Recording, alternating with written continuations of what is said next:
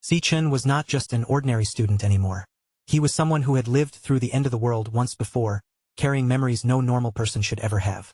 He had returned from a ruined future, a timeline soaked in despair, where humanity had already lost almost everything.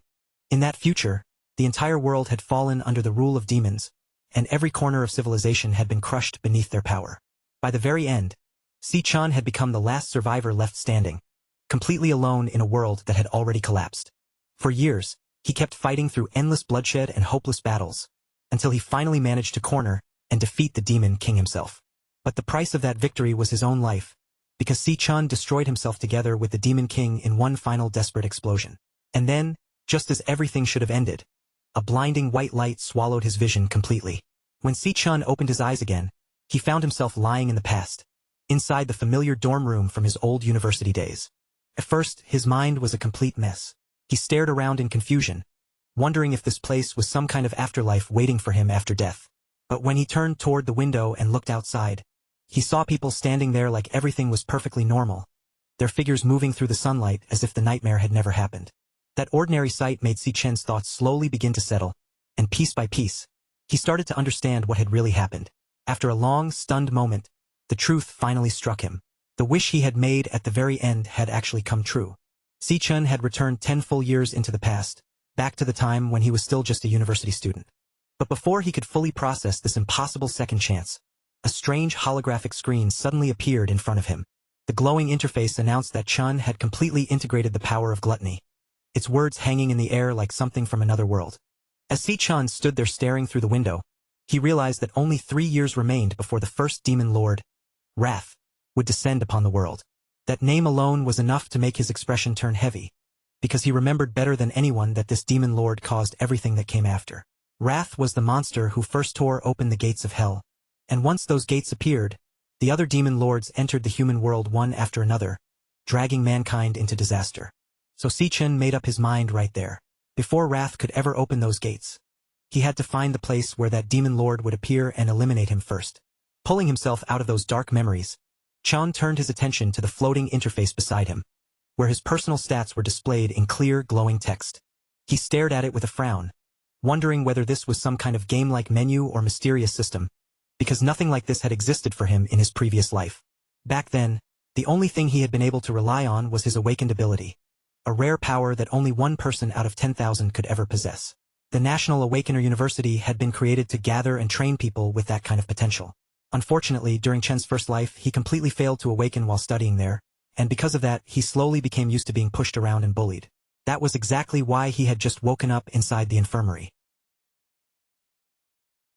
All of a sudden, the system opened another panel in front of him, revealing a lightning-type assassin card. The moment Chun saw it, he recognized it as the exact class he had used in his previous life. His eyes widened in shock, and for a second, he wondered if he had somehow awakened far earlier than before in this new timeline. Chun immediately wanted to test the class and see what had changed, but before he could switch anything, his roommate and friend Ma Long suddenly appeared. Ma Long was an E-rank flower chanter, a class that already placed him near the very bottom among awakeners. The poor guy still had bandages stuck to his cheek, and despite looking hurt himself, he had come all the way over just to check whether Chun was okay. Fortunately, Ma Long showed no reaction to the glowing panels hovering nearby, which made Chun realize that this strange system was visible only to him. Ma Long leaned in and checked Chun carefully, only to notice that every injury on Chen's body had already vanished. He could not understand how someone who had not awakened could recover even faster than him, an awakened student. Looking at Ma Long's familiar face, Chun immediately remembered what had happened to this friend in his previous life. Back then, Ma Long had successfully awakened during university, but he had still remained one of the weakest awakeners. And after Wrath descended, he was brutally killed on only the 3rd day. Now, seeing his old roommate alive in front of him again, Chun could not help but smile quietly, a faint warmth rising behind his calm expression. Ma Long then reminded him that their rank test was scheduled for tomorrow, so they needed to start preparing as soon as possible. He clearly felt sorry for Chun, believing his friend still had not awakened, but he still reminded him that this test was extremely important if Chun wanted any chance of graduating. Later, as the two of them walked through the lively streets, Chun casually said it had been a long time since he had seen so many people gathered around. The comment sounded so strange that it immediately scared Ma Long half to death. But inside, Chun was thinking about something much darker. If he did nothing in this life, Every person walking around these streets would eventually fall into the same miserable future all over again. Because of that, Chun silently resolved that he had to train with everything he had and raise his level as quickly as possible. There was just one serious problem. At this point in the timeline, an awakener could only gain experience and level up by killing monsters inside demon lairs. And those lairs were already tightly controlled by powerful guilds, which meant weak students and outsiders like Chun had almost no real opportunity to enter them and grow stronger. Chun opened his status window again and carefully studied each of his stats, trying to judge how he compared not only with other awakeners, but also with the monsters he would eventually have to face. In this world, the government officially divided awakeners into ranks, beginning at E rank and rising step by step all the way up to S class. Chun knew very well that most students at the university were still trapped at E rank, while only a small handful had barely managed to climb into D rank. He glanced over at Ma Long beside him and quietly laughed to himself, feeling at least a little confident that his current rank should already be higher than his friends. But right at that moment, a ball suddenly came flying toward them and slammed straight into the poor nerd, knocking his glasses off his face and smashing them to pieces. When they looked over, it turned out they had run into Gong Chang and his lackeys again, the same bullies who had beaten them up only yesterday. Gong Chang stood there with a smug grin on his face and mocked them, asking why they had not brought crates of drinks when they already knew his group would be playing there. Ma Long immediately panicked and started apologizing, even getting ready to spend his own money to buy the drinks. But before he could give in, Chun stepped forward and stopped him, calmly saying that the one who should be apologizing was actually Gong Chang. The moment Chun saw that bully standing in front of him again, the sight dragged him straight back into memories he had never forgotten. In his first life, these same people had once shoved him down and tried to drown him inside a sink like it was nothing. And instead of showing even the slightest guilt afterward, they casually claimed they were only trying to force him to awaken. That day, they did not stop because they felt mercy. They only stopped after Chen's body finally went limp and he completely passed out. Ma Long had rushed over in a panic to check on him, but the instant Gong Chang heard Chen's voice again, he turned back around, ready to hurt him even worse. Snapping back to the present, Chen's eyes turned cold, and he silently decided that this time, these bullies were going to learn a real lesson. After hearing Chun stand up to him, Gong Chang and his lackeys immediately stepped forward, their faces darkening as if they were ready to shut him up by force. Chun looked Gong Chang straight in the eyes, fully aware that this guy only dared to bully the weak because his older brother was the student council president. As Gong Chang closed the distance with an arrogant stride, more and more students began gathering around, sensing that another fight was about to break out. The students watching already started feeling sorry for Chun, assuming he was about to get beaten down again just like before. When Gong Chang finally reached him, he leaned in with a threatening look and asked Chun to repeat what he had just said. Chun did not lower his gaze or step back. Instead, he calmly repeated that from now on, Gong Chang and his group needed to stop bothering him. That answer instantly set Gong Chang off. His face twisted with anger, and he threw a punch straight toward Chun without holding back.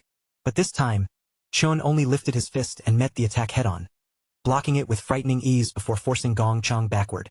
For a second, the entire crowd went silent, everyone staring at the scene in complete disbelief. As far as they all knew, Chun had not even awakened yet, and somehow he had just stopped a powerful strike as if it were nothing. The shock on everyone's faces only made Gong Chang more furious, and he immediately rushed forward again, desperate to crush Chun properly this time. Chun stayed perfectly calm as he prepared himself, then silently switched his class into Electric Assassin. Standing nearby, Ma Long could only stare with wide eyes, completely frozen by what he was seeing. At the same time, Gong Chang activated his indestructible demon armor, his body surging with power as he charged in with a heavy strike. But before Gong Chang could even get close enough to land it, Chun flashed forward and smashed him away with a punch wrapped in crackling lightning. The students around them could barely believe what had just happened right in front of their eyes. The so-called weakling everyone used to look down on had just sent the school bully flying with only one punch. Even after taking that kind of blow, Gong Chang still refused to accept defeat. Gritting his teeth, he shouted at his lackeys to jump in and take revenge for him. But after seeing Chun blast him away so easily, those lackeys were already trembling, their courage disappearing faster than they could hide it. Gong Chang forced himself back onto his feet, anger burning through his humiliation, and charged at Chen yet again. But the result did not change at all. Chun struck him down once more, sending him crashing away without giving him the slightest chance to fight back. After watching their boss get crushed again and again, the lackeys finally understood the gap between them and Chen, and they quickly turned around and ran. Ma Long stood there speechless, his jaw practically hanging open as he struggled to accept that the roommate who had been beaten so easily yesterday had suddenly become this terrifyingly strong. Chun, meanwhile, understood something important from the fight. Just like in his previous life, He could enter his assassin state whenever he wanted. And even though he was still only level 1 right now, his current stats were already high enough to deal with low-level awakeners. That meant his present strength had at least reached the level of a D-class awakener. Still, there was one detail Qin could not ignore, and he needed to confirm it for himself. Even after defeating Gong Chang, the system had not given him any sign of leveling up. Curious about that strange result, Chun stepped forward as if he intended to finish the bully completely, making the surrounding students panic as they watched. But just as Chun was about to take things further, Ling Yu, the vice president of the student council, suddenly stepped in and told him to stop. She reminded Chun that even though Gong Chang was the one at fault, the beating had already gone far enough. Ling Yu then assured him that after what happened today, Gong Chang would not dare to come looking for trouble again. Hearing that, Chun finally pulled himself back and chose to let Gong Chang go. As he stepped away, Chun could not help wondering why the student council was so eager to protect someone like Gong Chang. He had only been putting on an act and had never truly planned to kill him, but he still believed bullies like this needed to be punished properly. Because if people like Gong Chang were allowed to walk away too easily, they would simply keep picking on anyone weaker than them over and over again. With the matter settled for now, Chun turned and left together with Ma Long. From a distance, Gong Chang's lackeys hid themselves and whispered nervously, agreeing that they should never provoke Chun again. That night, Ma Long tried excitedly to tell their other roommates that Chun had awakened as an unbelievably powerful lightning assassin, but none of them believed him. No matter how seriously Ma Long explained that their once weak friend had beaten Gong Chang until he could barely fight back, Xiangzhua, an E-ranked nucleus mage, treated the whole thing like a joke. Xiangzhua questioned why Chun was still running around doing ordinary training if he had really become such an incredible awakener, arguing that a true awakener would not need basic physical exercises anymore. Hearing Ma Long insist on it so earnestly, their gamer roommate Xiang Yu casually commented that Ma Long must have taken a pretty serious blow to the head. Xiangzhua kept going, bluntly saying that the four of them were placed in the same dorm because they were the weakest students at the very bottom, and nothing they did would change that fact. He even declared that among the four of them, he was the strongest one, while Ma Long and Xiang Yu were only support chanters.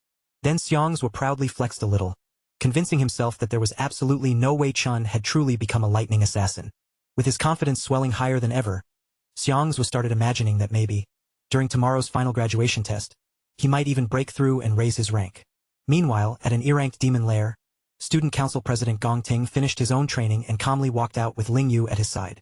The moment he stepped outside, he noticed his younger brother still lingering nearby, so he turned toward Gong Chang and asked what he was doing there. Gong Chang immediately started complaining, saying that as long as the guy who beat him was still walking around freely, he could not even sleep in peace. He kept pressing his brother, begging Gong Ting to step in and take revenge for him. Gong Ting did not look shaken at all. He simply answered in a calm voice, assuring his brother that he would clean up the trouble Gong Chang had caused. Later, while they sat at the dining table, Ling Yu looked across at Gong Ting and asked how he planned to handle this situation.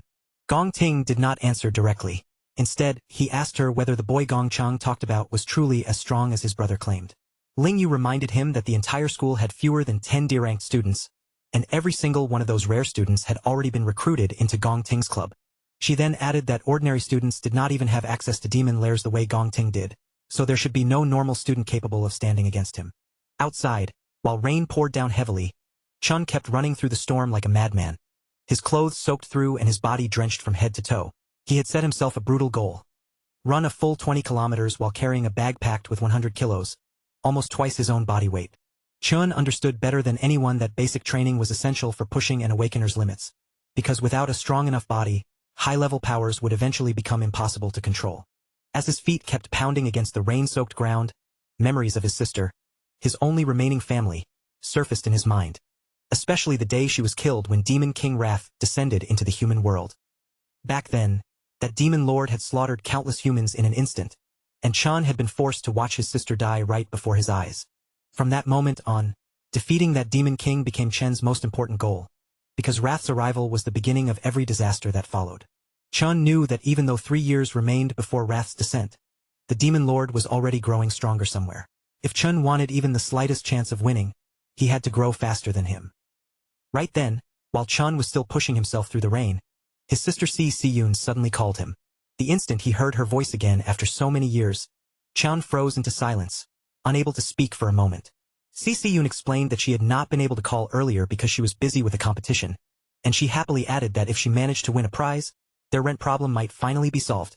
As she continued talking on the other end of the call, Chun simply listened quietly, a soft smile slowly appearing on his face. Deep in his heart, he made a firm promise that this time, he would protect her no matter what and give her the life she truly deserved. After the call ended, Chun returned to his training without hesitation and forced himself to complete 3 more laps around the university. Once he finally finished, he went straight to take a shower, feeling his younger body slowly adapting again and sensing the powerful growth potential hidden inside it. Afterward, Chun sat down alone and began thinking seriously about the demon lairs, those dangerous places that only people with money and influence could freely enter. He knew he had to find some way to defeat monsters, because without monster kills, there was no way for him to keep growing stronger. While this problem circled through his mind, Chun eventually drifted into sleep, only to feel himself being pulled into the gluttony system. When he opened his eyes again, he found himself standing in a strange, unfamiliar space, and immediately wondered whether he had fallen into some bizarre dream. Back in the real world, Ma Long searched around for Chun, confused about where his roommate had suddenly disappeared to. Inside that mysterious space, Chun looked ahead and saw a massive tower rising before him, its huge silhouette standing like a dark wall in the distance. But before he could properly examine the tower, a group of E-rank cloud warriors known as Deathhounds suddenly appeared, as if they had come to welcome him. Chun immediately became cautious, worrying that he had somehow entered a demon lair, and he quickly switched into his combat class. Since the monsters had already appeared out of nowhere, Chun decided there was no point overthinking it yet. He would take them down first and figure out the truth afterward. The Deathhounds turned out to be weak opponents, all noise and no real threat, so Chun cut them down with ease and collected the items they dropped. Before long, Chun reached level 2, and a small smile crossed his face as he wondered if he had somehow gotten lucky and stumbled into a demon lair by chance. Soon after that, a boss monster appeared in front of him, but even the stronger enemy could not put up much of a fight. Chun sliced straight through the boss, ending the battle quickly and allowing his level to rise again. The experience points from that boss were far greater than what he had received from the ordinary monsters earlier. Then, the boss monster's body was suddenly marked as something that could be devoured, making Chen narrow his eyes in confusion. He remembered the gluttony skill he had seen on his system panel earlier, so he reached out his hand to test what it could actually do. The devouring process finished in an instant, and the monster's body was absorbed into a card right before his eyes. Chun was stunned when he realized what had just happened.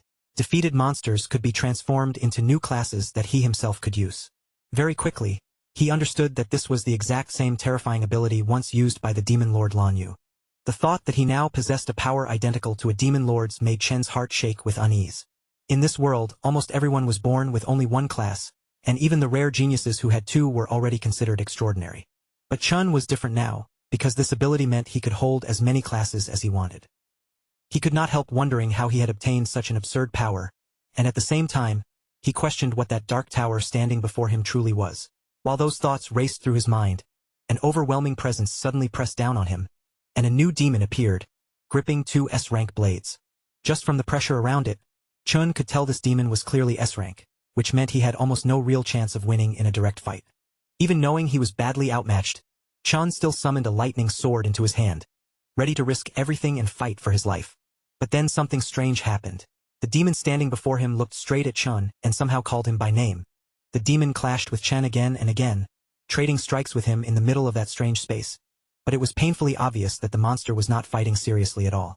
Every time its blades came down, it deliberately avoided Chen's vital points, choosing instead to knock him to the ground over and over, as if it were testing him.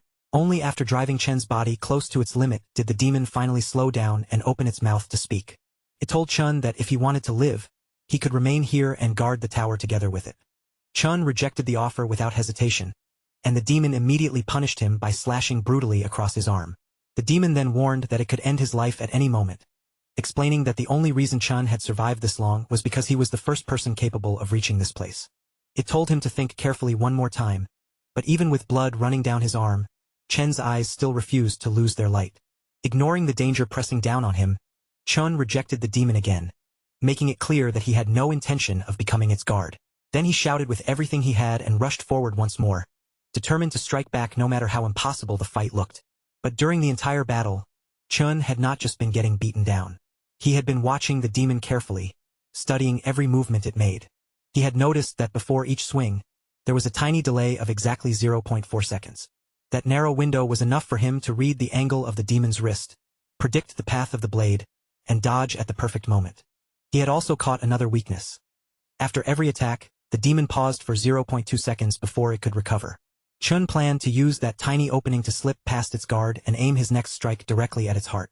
Even after pulling off such a dangerous move, Chun knew the truth very clearly.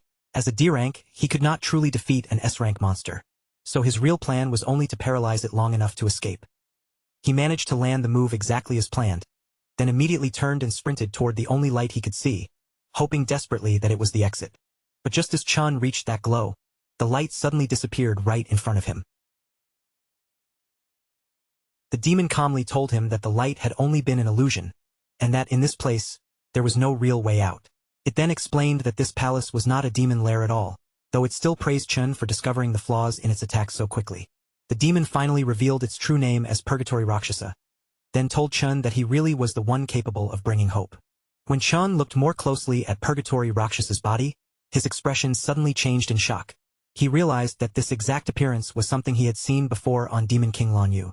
Chen's mind immediately flashed back to the final battle before he returned to the past, when the enemy standing against him had been far more than an ordinary demon.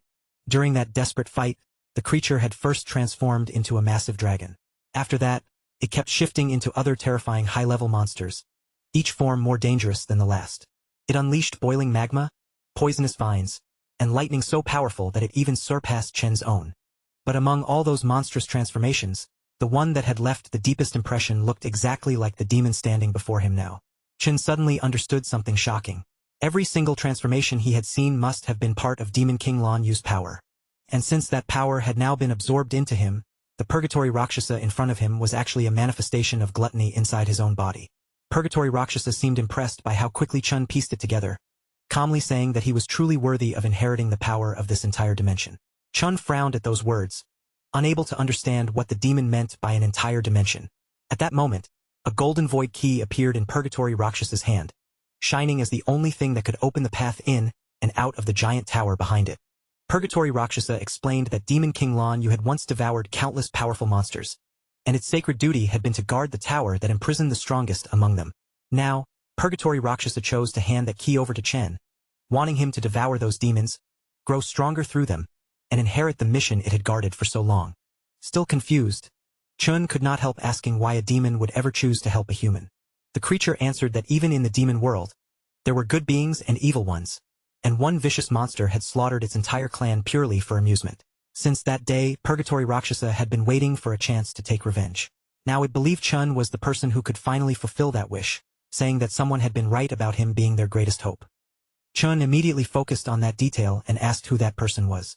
Purgatory Rakshasa did not give him a direct answer, only saying in a mysterious voice that every answer he wanted was waiting inside the tower. Then, with what sounded like its final words, Purgatory Rakshasa offered all of its remaining energy to Chun. In exchange, it told Chun that he had to become the strongest human on the planet, because devouring every wild beast sealed inside the tower would never be easy. Each of those intelligent creatures would be a massive challenge to defeat, and Purgatory Rakshasa gave one final warning. Only someone with an unshakable hunger to grow stronger deserved its power. That hunger, it said, was the drive Chun would need if he truly wanted to kill every demon king in existence. After saying this, Purgatory Rakshasa's body turned into a blazing sphere of energy, burning brightly as it moved toward Chun to be absorbed. The moment Chun absorbed it, his level shot up 8 times in a row, and he also obtained 2 of Purgatory Rakshasa's swords. Without the slightest hesitation, Chun accepted the mission and promised to carry out the fallen warrior's final wish. Along with the massive increase in his stats, Chun also unlocked the power to control gravity and absorb strength from the bodies of dead humans and demons. The next morning, Chun slowly opened his eyes and found himself waking up inside his dorm room, as if it were just another ordinary day. A loud voice suddenly rang through the room, making him jump up. His roommates were already getting ready and hurried him to move faster if he did not want to be late for school. When Chun looked down and realized his body was completely unharmed, he could not help wondering whether everything he had just experienced had only been some strange dream. But the newly updated stats leave no room for doubt. What he witnessed wasn't a dream, a hallucination, or some trick of his exhausted mind. Every impossible thing he saw had really happened. After shooting all the way from level 2 to level 10 in a single night, he can't help staring at his own status with growing curiosity. If his level changed that much overnight, then what rank does that make him now? Right as he is caught up in that thought, his roommate starts teasing him from the side, clearly not planning to let the moment pass quietly. The roommate brings up how, just the night before, someone had been shamelessly hyping him up, going on and on about how cool he looked and how terrifyingly strong he had suddenly become. Across the room, Ma Long quietly peeks over with the most innocent face he can manage, pretending this conversation has absolutely nothing to do with him. Either way, his roommate pushes him to prove it during the ranking test. After all, that test will decide who truly has the strength to keep calling himself the dorm king. On their way to school, the self-proclaimed dorm king walks with his chest puffed out, proudly explaining to his friends that every rank is actually split into 3 separate levels. So even if all of them are technically E rank, he makes sure everyone knows he is at least a respectable mid-E rank. In his mind, that already puts him far above the bottom-tier weaklings, and he struts around like the gap between each level is some massive, uncrossable wall. Getting more and more fired up by his own words, the guy confidently declares that he feels unbelievably powerful today, almost certain that he must have climbed another level since the last assessment. Ma Long, already irritated by all the bragging, tells our boy to stop messing around and just go all out today. At the very least, he wants him to secure a D rank, if only to finally make that noisy dorm king close his mouth. Before long, the boys arrive at school, where crowds of students have already gathered for the ranking ceremony, everyone standing around with tense faces and nervous energy in the air. Then the bullies make their entrance, walking through the campus like they own the place, throwing insults at anyone unlucky enough to meet their eyes. The dorm king's proud expression vanishes almost instantly when he spots them, his confidence draining from his face like someone flipped a switch. But strangely enough, the bullies don't keep that fearless attitude for long either. The moment they notice who is in front of them, their own courage disappears. Without the slightest hesitation, they lower their heads and bow respectfully toward Big Brother Chun, acting as if they have just run into someone they absolutely cannot offend. Seeing that reaction, his roommates slowly begin to piece things together. Maybe all the wild things Ma Long had been saying weren't complete nonsense after all. Our boy doesn't even bother giving the bullies much attention. He simply ignores the commotion and continues minding his own business as if none of it matters. But then another student steps directly into his path. It is Jian, a student council officer who carries himself like the school's personal law enforcer, and he gives Chen a warning with an overly polite tone. Jian makes it clear that the student council president personally sent him here to punish the person who dared to lay hands on his precious younger brother. The second Chen's friends hear that. They scatter almost immediately, slipping away and hiding like they want no part of what is about to happen. They are clearly terrified of Jian, the enforcer known for handling the president's dirty work. Chen's roommates can't understand why a dangerous D-rank monster like him would suddenly be aiming his hostility at Chen.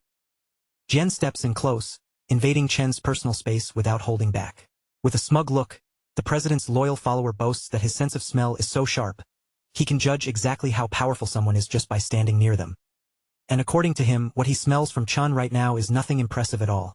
Just the scent of a weak, miserable loser. Instead of getting angry, our boy looks more amused than offended. Without even pausing, he throws the insult right back at Jian.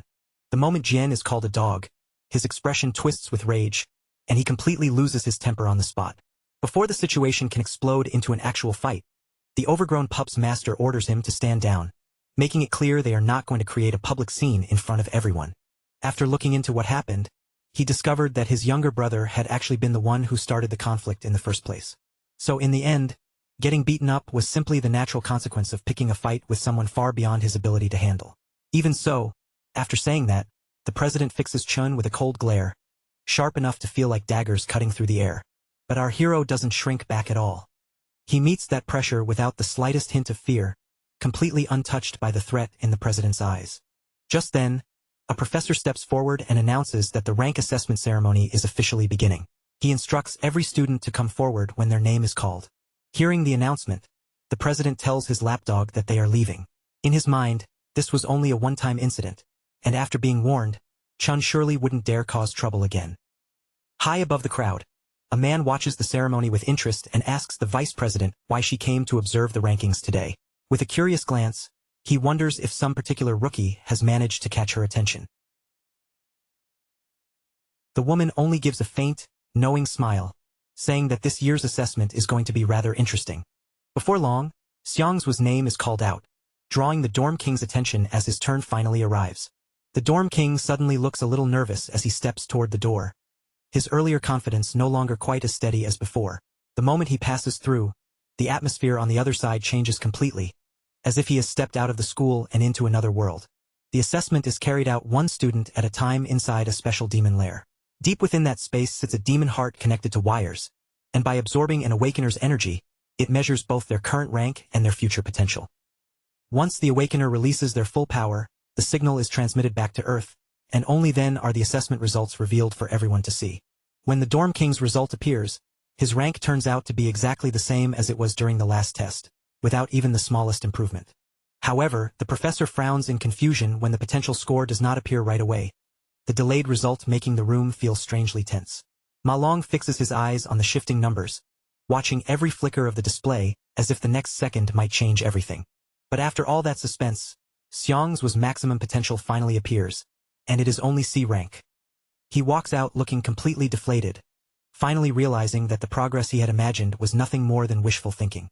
His roommates try to cheer him up, telling him not to take it too hard since, in the end, they are all stuck in the same situation. After all, every one of them is still trapped at E rank, and even at their best, their future potential only reaches C rank. A short while later, the president's lapdog walks out with his head held high. His current rank is still lower D, but his potential is enough to reach a rank, and that alone gives him plenty of reason to look proud. Chen's roommates begin to lose hope as they look around, because by now they have already seen close to 10 students reach D rank. Even the professors are visibly shocked by the results. For students who have barely any real combat experience, breaking past E rank is supposed to be extremely rare, yet today far too many have already done it. Filled with excitement, the professors call the next student forward. This time, it is the president himself, the one carrying nearly everyone's expectations on his shoulders. All eyes immediately shift toward Gong Ting, the student who is already powerful enough to be a guild master, as he calmly walks onto the stage. Our boy remains completely composed, standing there without the slightest trace of panic as he quietly waits for his own results to appear. Everyone in the academy already knows Gong Ting's background. 2 years ago he was only a lower D rank, but the highest result in the school's history has never gone beyond middle D rank, so now the whole crowd is wondering if the president is about to break that record for good. Inside the demon lair, the demon heart reacts to Gong Ting's arrival, and its closed eyes slowly open, as if the creature has sensed a powerful presence stepping into its domain. Even then, the president still can't release every bit of power hidden inside him, leaving some of his true strength restrained beneath the surface. But deep down, he has no intention of graduating quietly. He wants to leave with a result so dazzling that his name will be carved into the Academy's history as the undisputed #1. The moment the professors see his potential grade shine with a brilliant golden glow, their eyes widen, and for a second, they can hardly believe what they are looking at. Their doubts disappear almost immediately when Gong Ting's high D rank is confirmed, and the result hits them so hard that even the experienced professors are left stunned. And that isn't even the most shocking part. The instant the crowd sees that he has the first recorded S-rank potential in history, excitement explodes through the entire ceremony. The president's followers instantly lose control of themselves, praising their boss again and again as if they are witnessing the rise of an untouchable genius. Even Chen's roommates can't stop the jealousy from burning in their eyes, because right in front of them, it feels like a legend is being born on the spot. The professors exchange serious looks and quickly come to the same conclusion. News this important has to be reported to the Academy administration right away. A precious S-rank candidate like this must be protected and nurtured with extreme care, and they absolutely cannot allow someone with that kind of potential to leave the country. On top of everything else, Gong Ting is also the youngest student in the Academy to become involved with a guild, which means their school's name is practically guaranteed to dominate every headline. Watching everything unfold from above, Principal Yuan Long finally understands that Vice President Ling, you must have already known about Gong Ting's incredible potential. That explains why she personally came to observe the ceremony today instead of simply waiting for the official report like everyone else. But then she makes the situation even more intriguing by revealing that Gong Ting is not the only student she came here to watch. Aside from the flashy student council president, there is another student who has caught her attention even more deeply, and almost as if the timing has been arranged, that exact student is the next person called forward onto the stage.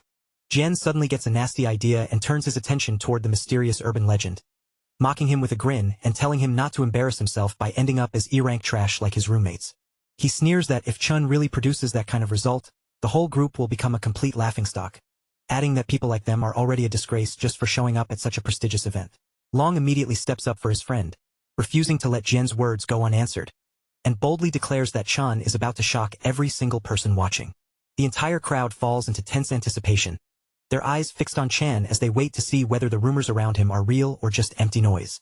Chun finally steps into the demon lair, and the instant he approaches, the demon heart seems to sense an overwhelming pressure closing in on it. At that moment, our hero remembers that for an awakener, the best path toward a secure future is to join a powerful, high-ranking guild. And he knows that the only real way to reach that kind of future is to perform exceptionally well during the graduation combat assessment. During that assessment, every candidate has to choose their own teammates and build a full 10-person squad. The squad that finishes in first place will be recruited directly into the nation's top-tier Imperial Guild, which makes the true purpose of this test clear to every student present. Meanwhile, Jian is already busy recruiting, proudly bringing another low-tier D-rank student over and introducing him to his boss. He confidently announces that their party is now complete, explaining that they have already gathered all the D ranks along with the president's brother. So in his mind, there is absolutely no way they can lose first place. Jian understands the reality of this assessment very well. The strongest students will naturally gather together to create the most powerful party, while the weakest are forced to cling to one another. That turns the whole assessment into a cruel survival of the fittest battlefield, where anyone without enough strength can be pushed aside and eliminated without mercy. After some time passes, Long starts to grow uneasy, because the display screen still has not changed, and the silence around the result only makes the weight feel heavier. The crowd quickly jumps to the worst conclusion, whispering that Chun must be so weak that the system cannot even detect his presence properly. Jian then turns to Ting and says there is no point in staying any longer, claiming the remaining students are nothing but trash and that watching them would only waste their time. But right as they are about to leave, the screen suddenly flickers, and the words high D rank appear, throwing the entire crowd into instant chaos. Shock spreads through the room like a wave, with students and teachers alike staring wide-eyed at the unexpected result. Even the president and the members of the student council are visibly shaken, their faces showing clear disbelief at what the machine has just revealed. Before anyone can fully process it, the system suddenly detects another strange shift in the evaluation results. It turns out Chun is using the system to test something for himself, checking how his level 10 base stats in his ordinary physical form translate under the assessment's measurement. After confirming that this normal state gives him a D rank, he switches his class to the Infernal Death King, the weakest of all the classes he has devoured so far. The result changes instantly, jumping from high D straight to mid-C, and the sudden leap leaves the crowd completely blown away. The student council can barely accept what they are seeing, struggling to believe that the assessment machine is still functioning the way it should. Even the scientists begin to question the situation, staring at the unstable readings and wondering why the results keep changing so wildly. Before long, they start suspecting the machine may be damaged beyond repair. At that exact moment, the demon heart itself becomes unstable, and the displayed results begin to shift strangely once again. Chun notices the abnormal reaction right away, and instead of stopping, he decides to switch into an even stronger class, transforming into the Purgatory Rakshasa. The demon heart grows increasingly anxious as violent energy surges around it, and outside the demon lair, a storm begins to gather with terrifying force. Jian shouts in complete confusion, treating the storm like some kind of celestial omen, as if history itself is being rewritten and their dorm has somehow produced a divine monster. In the very next moment, Chen's potential suddenly flickers to S rank, leaving both the scientists and President Ting frozen in stunned silence. But just when everyone thinks the shock has reached its limit, the system abruptly displays a warning. The warning states that the user's potential has exceeded the system's maximum load, making it impossible to detect his true limits under the current settings. Jian's mind almost crashes on the spot, as if his brain has been hit with a blue screen of death. The shock is so intense that for a moment, it looks like his soul is about to leave his body entirely. As the system starts breaking apart under that terrifying pressure, the scientists rush forward in complete panic. Their first thought is no longer the machine, but making sure the student inside doesn't get injured. But the moment they finally reach the testing area, every one of them freezes in place, their faces stiff with disbelief at what they are seeing. Where the demon heart should have been, all that remains is something shriveled and dry like an old raisin. The device has been completely burned out after being pushed far beyond what it could handle. In the end, it seems Chun may have frightened that demon heart just a little too badly. Even so, Chun still ends up devouring what is left of it, and from that he gains a new ability. Now he can see other people's ranks directly, while also receiving warnings whenever danger is nearby. When he walks out of the demon lair, he is pleasantly surprised to find that everyone's rank now appears clearly in front of his eyes, almost like labels floating over them. But then he quickly notices something even more interesting. The president has been hiding his true potential, and beneath that impressive image, he is actually only a mediocre C rank at best. The scientists soon step out with awkward expressions and explain to everyone that the demon heart suffered what can only be called a heart attack from extreme overload, so the testing has to be paused for now. They classify Chen's abnormal stats as a possible error and announce that a full report will be submitted to the higher-ups for further review.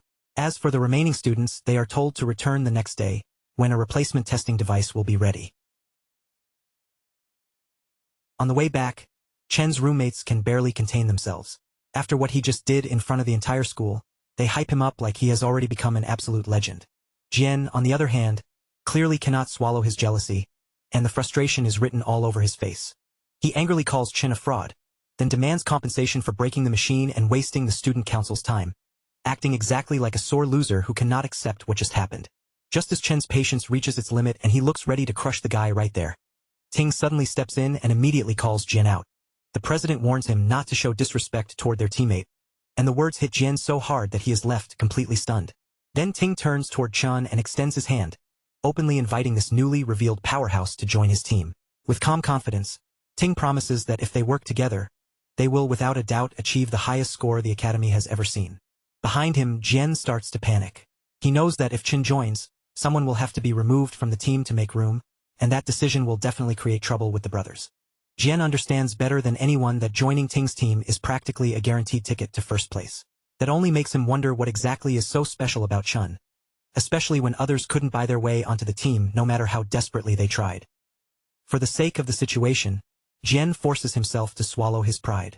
He slowly welcomes Chen onto the team and places a hesitant hand on his shoulder, even though his expression looks anything but sincere. Chen immediately slaps Jian's hand away without the slightest hesitation, making it clear that he has absolutely no interest in joining them. That answer makes Jian break into a nervous sweat, while Ting stays silent, watching Chen closely without saying a word. Unable to hold back, Jian snaps at Chen and tells him he has no idea what kind of opportunity he is rejecting. Their team is easily the strongest in the entire school, and everyone knows it. Chen simply turns his back and starts walking away, saying their business has nothing to do with him. To him, their whole group is just too noisy and annoying to deal with. Before leaving, he tells them not to bother him again. Jian stands there boiling with anger, furious after being rejected in such a blunt and public way. It does not take long for the entire school to start gossiping about Chen's refusal, and the news spreads through the academy almost instantly. Most students assume that after revealing a C rank, Chen must be planning to chase first place on his own. And with that, the whole school suddenly has a new drama to watch unfold right in front of them. Chen's roommates, meanwhile, are enjoying every second of it. Seeing the humiliated looks on Jian and Ting's faces after such a brutal public rejection is almost too satisfying for them. The president keeps his composure and calmly tells Jian not to worry, saying that if Chen has his own plans, then they should simply let him have them. From above, the principal watches the whole situation and lets out a disappointed sigh. He had truly hoped those boys would end up working together. In his mind, if they teamed up, they might have been able to break a new school record. But Ling sees it differently, pointing out that things have become far more interesting this way. She explains that Ting was raised in wealth and privilege, always used to getting what he wanted, so there is no way he will see this refusal as something harmless. Ling reminds the principal that once someone injures the president's pride, he is definitely not the kind of person who will simply let it go. Jian keeps grumbling in frustration, insisting that Chen only dares to act arrogant because a testing error happened to show him as a C rank. Ting, however, hints that the result may not be completely fake. Even if the chance is small, he admits that he cannot allow anyone to threaten his position as first place. Jian remembers that Chen is most likely just an ordinary student with no real battle experience. The student council members, however, are elites who secretly trained inside a demon lair to grow stronger, so he suggests going to teach Chen a lesson for being so disrespectful. Ting immediately cuts him off and asks, with a cold edge in his voice, whether Jian really thinks their president is petty enough to do something like that. Jian instantly realizes he has said the wrong thing and quickly apologizes. Ting then cancels their karaoke plans and tells Jian to handle the situation on his own. He adds coldly that whatever Jian decides to do from here has absolutely nothing to do with him. Chen understands the meaning hidden behind those words right away, seeing through the president's intentions without needing anything spelled out. Soon after, a spy approaches Jian and reports that Chen has already left the school, apparently heading home for a while. The spy also mentions that Chen did not even stop to eat before leaving, which makes the timing even more convenient for them. To Jian, this is perfect luck. His excitement rises as he imagines crushing Chen outside the academy, somewhere no teacher or student can step in to protect him. Meanwhile, as Chen crosses the street, a memory from his past life suddenly surfaces in his mind, dragging him back to a disaster he has not forgotten. In that past life, a top guild once attempted to clear a demon lair located in the Saint He country area. But inside that lair, they encountered a brand new monster known as Wrath. That creature wiped out the entire elite team so completely that they never even got the chance to fight back. After that, the monster escaped into the human world, spreading destruction everywhere it went and causing massive damage on a terrifying scale. Although Chen's memory of the incident is still blurry, His goal is clear. In this life, he is determined to locate that same demon lair before everything repeats itself. To begin putting that plan into motion, Chun first needs a large amount of money, so he heads straight for the Mithril Monster Exchange Center. He remembers very clearly that in the future, this exchange center will rise into the largest trading hub in the entire country, making it the perfect place to start. In this world, an awakener's strength isn't measured just by skill or power. It's deeply tied to the quality of their weapons and gear. That's why the Mithril Monster Exchange Center is so crucial. It's the ultimate hub for buying, selling, and upgrading the tools that define a fighter's real strength. Chun, however, isn't here for prestige or to admire rare weapons. He sees the center as a simple, fast way to earn some cash before moving on to bigger, more important plans. He steps inside and casually places a few monster fangs on the broker's counter. The broker leans in, scrutinizing them with a suspicious glare, clearly questioning how a mere student could have come by such items. "Where did a student like you get these?" the broker asks, still doubtful. Chun responds calmly, saying they dropped from a monster he defeated earlier. The broker's eyes widen in disbelief. He's never seen fangs quite like these before. Chen's assistant steps forward, explaining that the fangs come from an E-class monster known as a Sang Sin beast. She adds that these fangs can either be crafted into an E-grade weapon or ground into powder for various purposes. But the rude broker cuts her off, tossing the fang back onto the counter with a smirk. "A grade? That's practically worthless," he scoffs. He brags that the shop serves VIPs only, high-status awakeners dealing in D-grade items or better. That's his excuse for being completely unfamiliar with such a low-tier E-grade item. Inwardly, he complains about the lack of wealthy customers lately, and sees no reason to waste his energy helping a low-level student. After all, it won't help his promotion prospects. Irritated, he labels Chin a nuisance and dumps the transaction on his assistant Lee before striding away without another word. Lee, however, remains polite. She hands Chun an envelope of cash and gently asks if he needs assistance with anything else. Chun opens the envelope to find 18,000 in currency. Smiling, he decides it's more than enough to cover his rent for now, leaving him stress-free. He then pulls out the glowing greatsword he obtained from the Purgatory Rakshasa. The moment the blade appears, Lee's attention locks on it completely. She can't help but lean closer, eyes wide with curiosity. Though she has never seen anything like it, she guesses that the weapon must be at least B-grade, maybe even A-grade given the faint aura it radiates. The broker returns and laughs derisively at her guess. "A grade? Those cost around $1 million, he says. He boasts that after years of working here, he has never personally laid eyes on an A-grade item. At that moment, the shop owner walks in calmly. He glances at the sword and announces that it is neither A-grade nor B-grade. The broker immediately praises his boss's insight, smugly agreeing that a mere student could never possess such a valuable weapon. But the owner clarifies, revealing that the greatsword comes from the Purgatory lands and is, in fact, an S-grade item. Both the broker and Lee freeze mid-motion, completely shocked by this revelation. The owner steps forward, warmly shaking Chen's hand and welcoming him as an honored VIP guest of the exchange center. He gestures toward the VIP room and tells Chun to request anything he needs, making it clear that he is free to explore the finest items at his disposal. Chun feels an immediate sense of satisfaction. Everything is unfolding just as he had anticipated.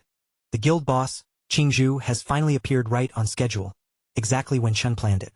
Once they settle into the VIP room, Qingzhu turns to Chan and asks how much he wants to sell the greatsword for. Without hesitation, Chun names a price of 1 million, which leaves the green-haired guild boss momentarily stunned. The boss explains that such a weapon could easily fetch tens of millions due to its rarity and power, hinting at its incredible value.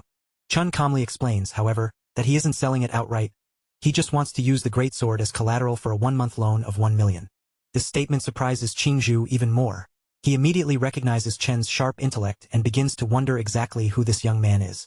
Chun continues, outlining that he will repay the principal in 30 days and cover the interest the following month.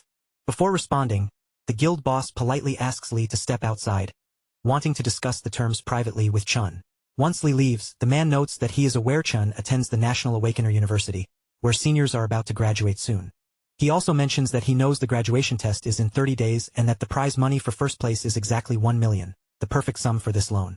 Then he looks Chun in the eye and asks whether he is truly confident he will take first place in the upcoming test. Qingzhu immediately deduces that Chun must be desperate for money and wouldn't be taking this risk unless he had no other choice. After considering the situation, he offers to lend Chun 1.5 million instantly, with no interest whatsoever. He extends his hand with a warm smile, declaring that this is just the beginning of a beautiful partnership between them. Chun stands silently, momentarily speechless at the generosity of the offer. The man reassures him that not a single word of this deal will leave the room. All he asks in return is that Chun comes to his guild whenever he needs to trade anything else. Chun thinks to himself, amazed that this man saw right through the situation without trying to scam him. He now understands why Qingzhu becomes such a powerful and influential figure in the future. With that realization, Chun shakes the guild boss's hand, recognizing that building strong allies will be essential if he ever hopes to defeat the Demon Lord. A few moments later, the contract is signed, and the money is transferred to his account instantly, solidifying the deal. The guild boss then asks if Chun needs to borrow a weapon for the upcoming test, given that he just used the greatsword as collateral. Although the guild doesn't have any S-rank weapons available, they still have an impressive selection of high-quality A-rank gear for him to choose from. Chun shakes his head and tells him not to worry about it. Instead, he simply summons the other greatsword he acquired earlier, leaving the guild members completely awestruck. With everything settled, Chun takes his leave from the exchange center. Immediately after, the guild boss rewards the pink-haired girl for her role in bringing in such a high-level client, promoting her to supervisor. Before leaving completely, Chun realizes he forgot to pick up something and turns back toward the counter briefly. A few hours later, Chun is patiently waiting at a bus stop, his mind reflecting on past struggles. He recalls how, in his previous life, he had to fight tooth and nail to reach the top, and how the world treated him like nothing more than trash along the way. Back then, Chun worked shift after shift with almost no room to breathe, pushing himself to the limit just so they could scrape together enough money to survive. Every month, he and his younger sister were forced to live on the edge, cutting every expense until their lives felt no different from being one step away from homelessness. At that time, his sister Si-yoon had actually been accepted into the university she had always dreamed of attending. But when the chance finally came, she gave it up and casually said the school was simply too far away from her brother. But Chun knew the truth deep down. Si-yoon was not worried about distance at all. She was afraid that chasing her own dream would place an even heavier financial weight on his already exhausted shoulders. Back in the present, Chun stands there waiting, his eyes scanning through the people around him as unease slowly rises in his chest. He cannot help wondering why Si-yoon still has not appeared, so he starts looking around more carefully. Right then, a familiar voice suddenly rings out from nearby, scolding him without mercy and calling him an idiot for searching around the entrance when he should have been waiting near the exit. It is Si-yoon. She drags a huge suitcase behind her with both hands, looking completely worn out, and immediately complains that they are broke again because the rent has swallowed up almost every bit of money they had left. But Chun does not answer right away. He just stands frozen in place, his eyes locked on her face, because for him, it has already been 7 long years since the last time he saw his sister alive in front of him. Si-yoon, not noticing the storm of emotions crashing through him, casually tells him to stop standing around and come help her carry her bags. When Chun still gives no reaction, she leans closer and waves her hand back and forth in front of his eyes, trying to pull him out of his daze and figure out what is wrong with him. Then, before she can say anything else, Chun suddenly rushes forward and wraps his arms around her tightly, holding her so firmly that Si-yoon is completely caught off guard. After a few stiff and awkward seconds, Si-yoon finally starts poking him hard in the sides to force him to let go, grumbling that he is squeezing her so much she can barely breathe. She frowns at him and says he has been acting really strange lately, even teasing that maybe the girl he likes finally turned him down. Chan, however, only brushes it aside, refusing to explain what is truly going on inside him. Soon after, the two of them begin walking side by side, with Si-yoon pulling her suitcase along, while she keeps talking non-stop about her exams and everything that happened recently. Chun listens to every word with quiet happiness, his gaze softening as he walks beside her. In his heart, he makes a silent vow that in this life, no matter what happens, he will never allow anything terrible to reach his sister again. Meanwhile, in another part of the city, a dark alley sits heavy with silence as several thugs hide in the shadows, waiting for their chance to strike. After confirming that Chun will definitely pass through this area, their leader Jin orders his men to keep their heads down and stay hidden until the target arrives, so they can all rush him together in one ambush. A twisted grin spreads across Jin's face as he thinks about Chun, and in his mind, he swears that this time he will make Chun pay properly for everything he has done. One of the thugs hesitates and asks nervously whether they might get into serious trouble if the situation goes too far.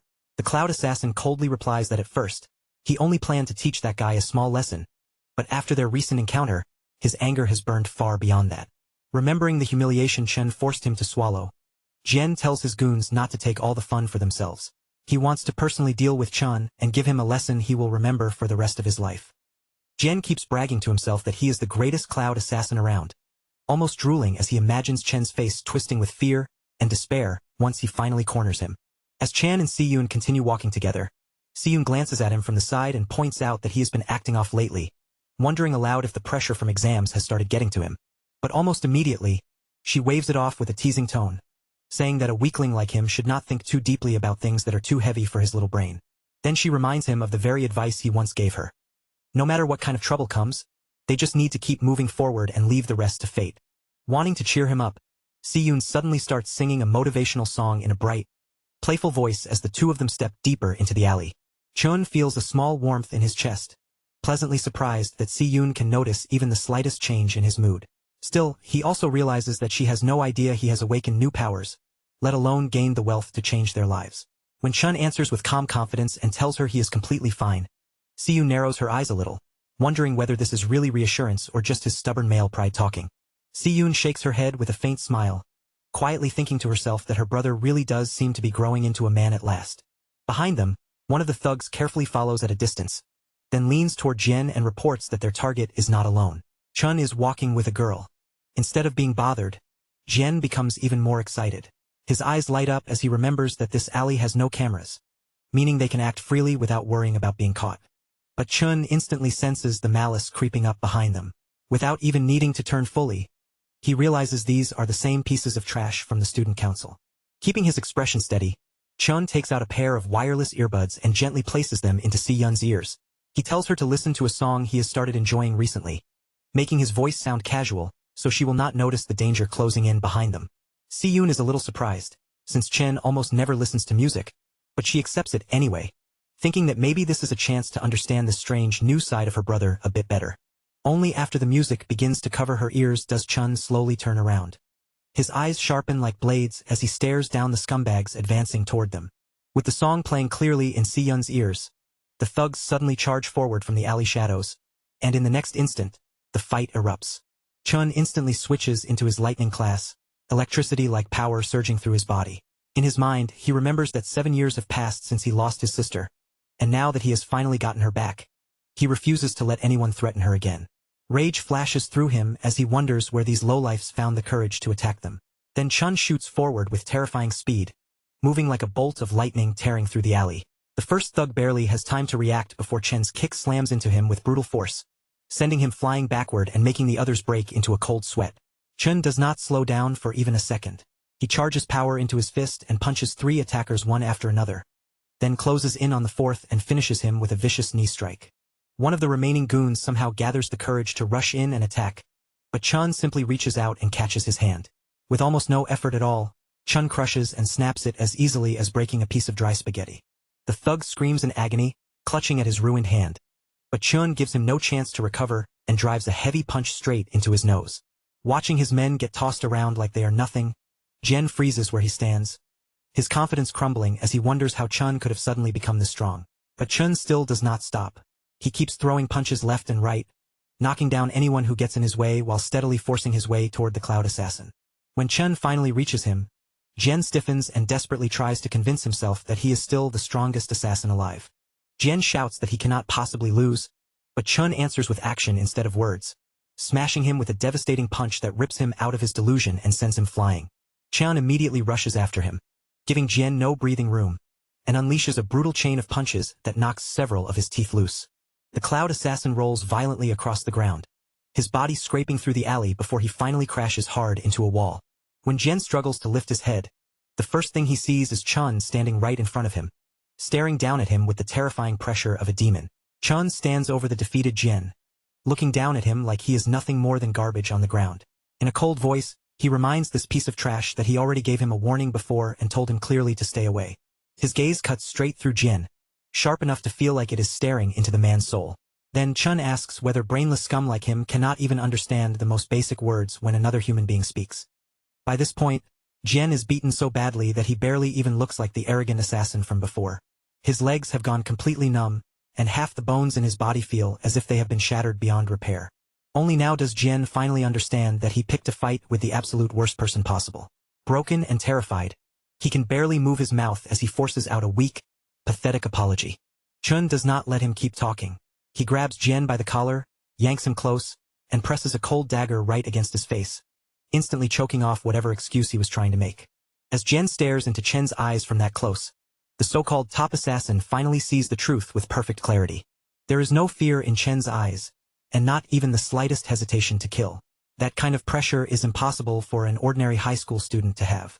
Jen's mind trembles as he wonders what kind of nightmare a person must have lived through to become someone as terrifying and monstrous as Chun. With cold malice dripping from every word, Chun tells the broken boy to carve this warning into his memory if he does not want to experience this nightmare a second time. He makes it clear that if they ever try anything stupid again, he will not hesitate for even a second to tear them apart. Then, to drive the warning even deeper, Chun adds one final condition in an even colder voice. If they so much as come within a mile of his sister, Chun will gladly track down every person connected to them and erase them one by one. Once his message is delivered, Chun lets the dagger drop and calmly walks back toward Si-yoon, as if nothing happened, returning to her side before the background song even has time to finish. Meanwhile, Si-yoon is completely lost in the music, her emotions swelling until tears gather in her eyes. The lonely, heartbreaking lyrics hit her so hard that she can barely hold herself together. She cries quietly, feeling both heartbroken and confused as she wonders what her brother must have gone through over the years to change so much. For a moment, she even questions whether the support she gave him back then was never truly enough. After wiping at her tears, Si-yoon suddenly turns around with fresh determination, ready to give Chan a proper scolding for making her worry like this. But the words catch in her throat before she can finish. The moment her eyes land on the gift in Chen's hand, she freezes on the spot. Right there in front of her is the shiny gold-plated pen she has always dreamed of owning, gleaming beautifully as if it has been pulled straight out of her imagination. Si-yoon's face instantly turns bright red, and excitement floods through her so intensely that she almost forgets how to speak. She can hardly believe Chun actually bought her the newest holographic magic pen, especially when that single item costs even more than their entire monthly rent. Her adorable reaction immediately melts Chen's heart. Just from the look on her face, it is obvious that she does not want to return it at all, even though giving it back would be the sensible choice when they are still so far behind on rent. Chun quietly clenches his fist behind his back, making another vow deep inside.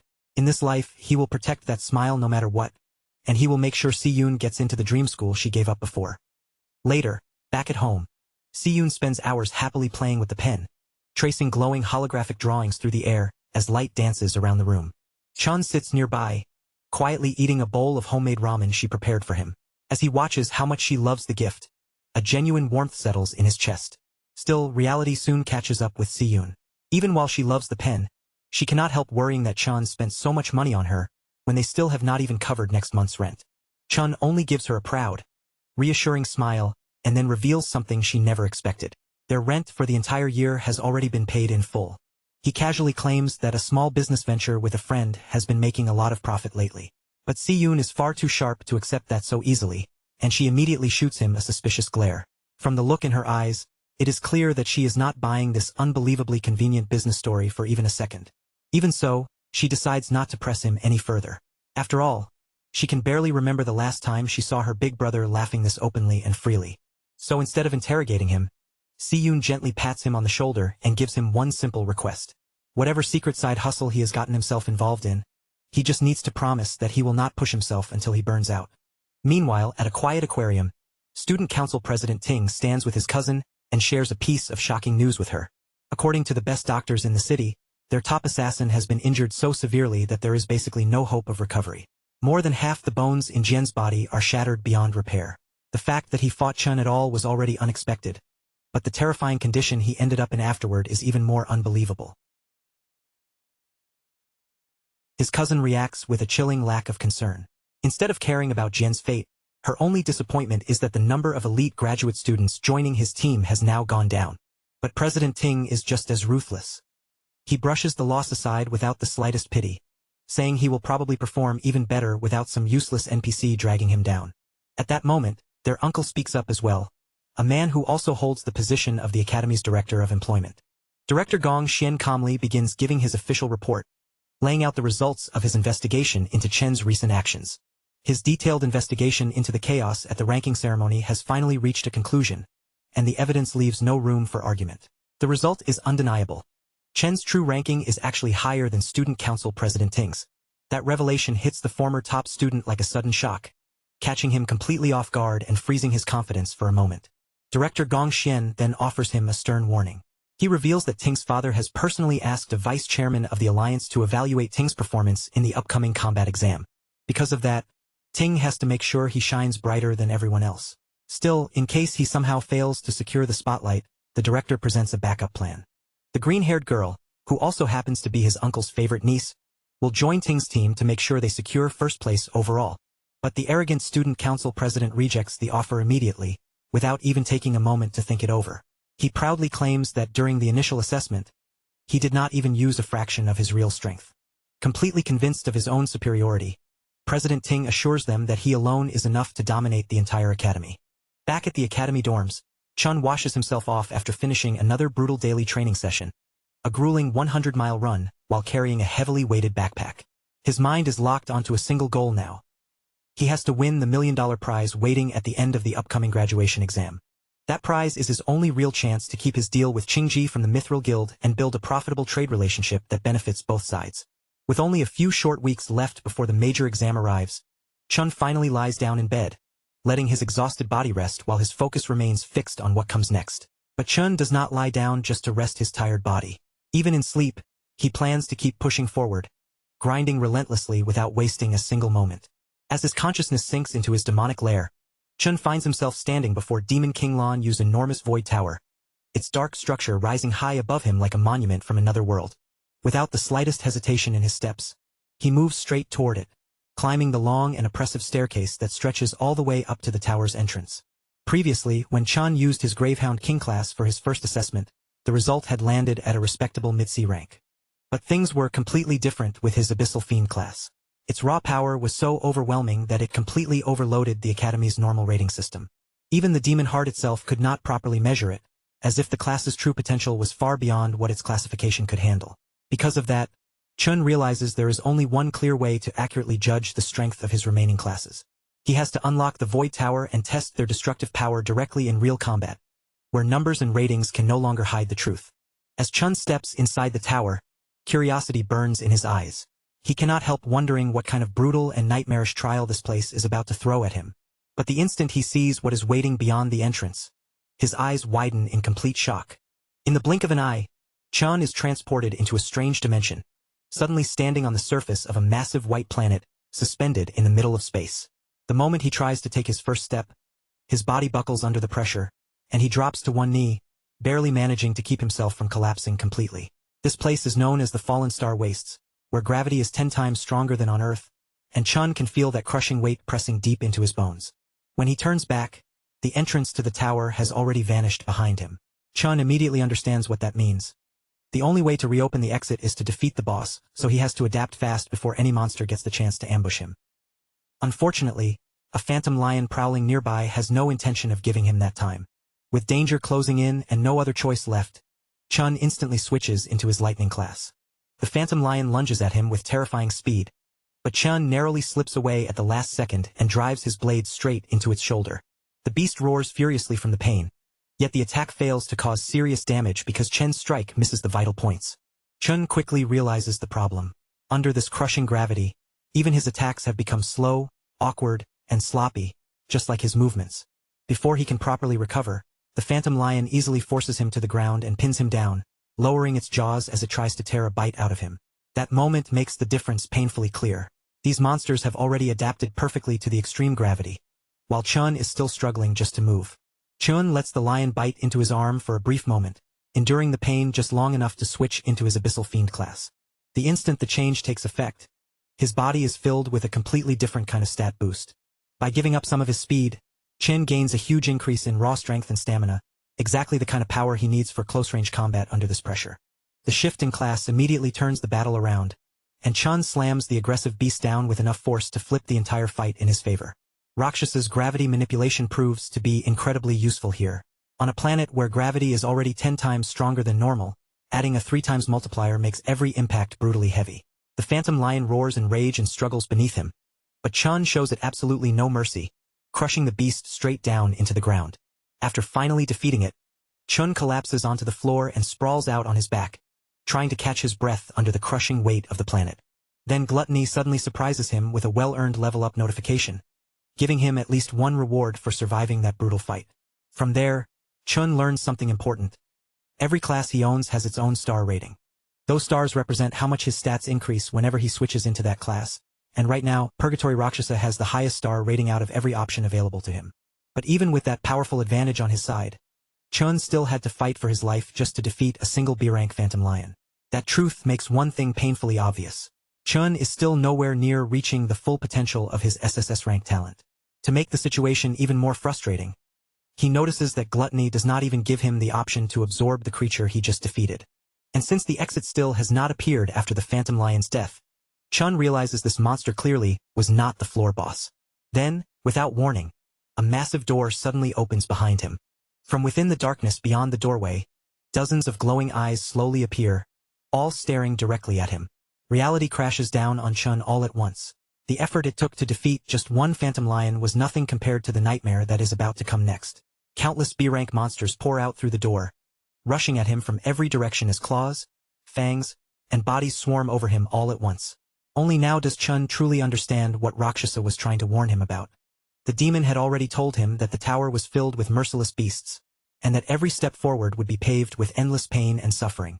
But Rakshasa had also made it clear that Chun had to endure all of it if he wanted to adapt, survive, and grow stronger.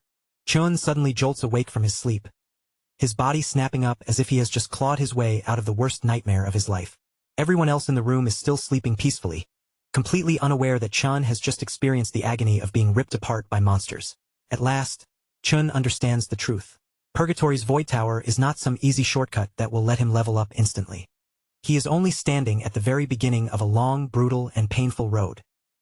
A few weeks pass, and at long last, the day of the Academy's graduation exam finally arrives.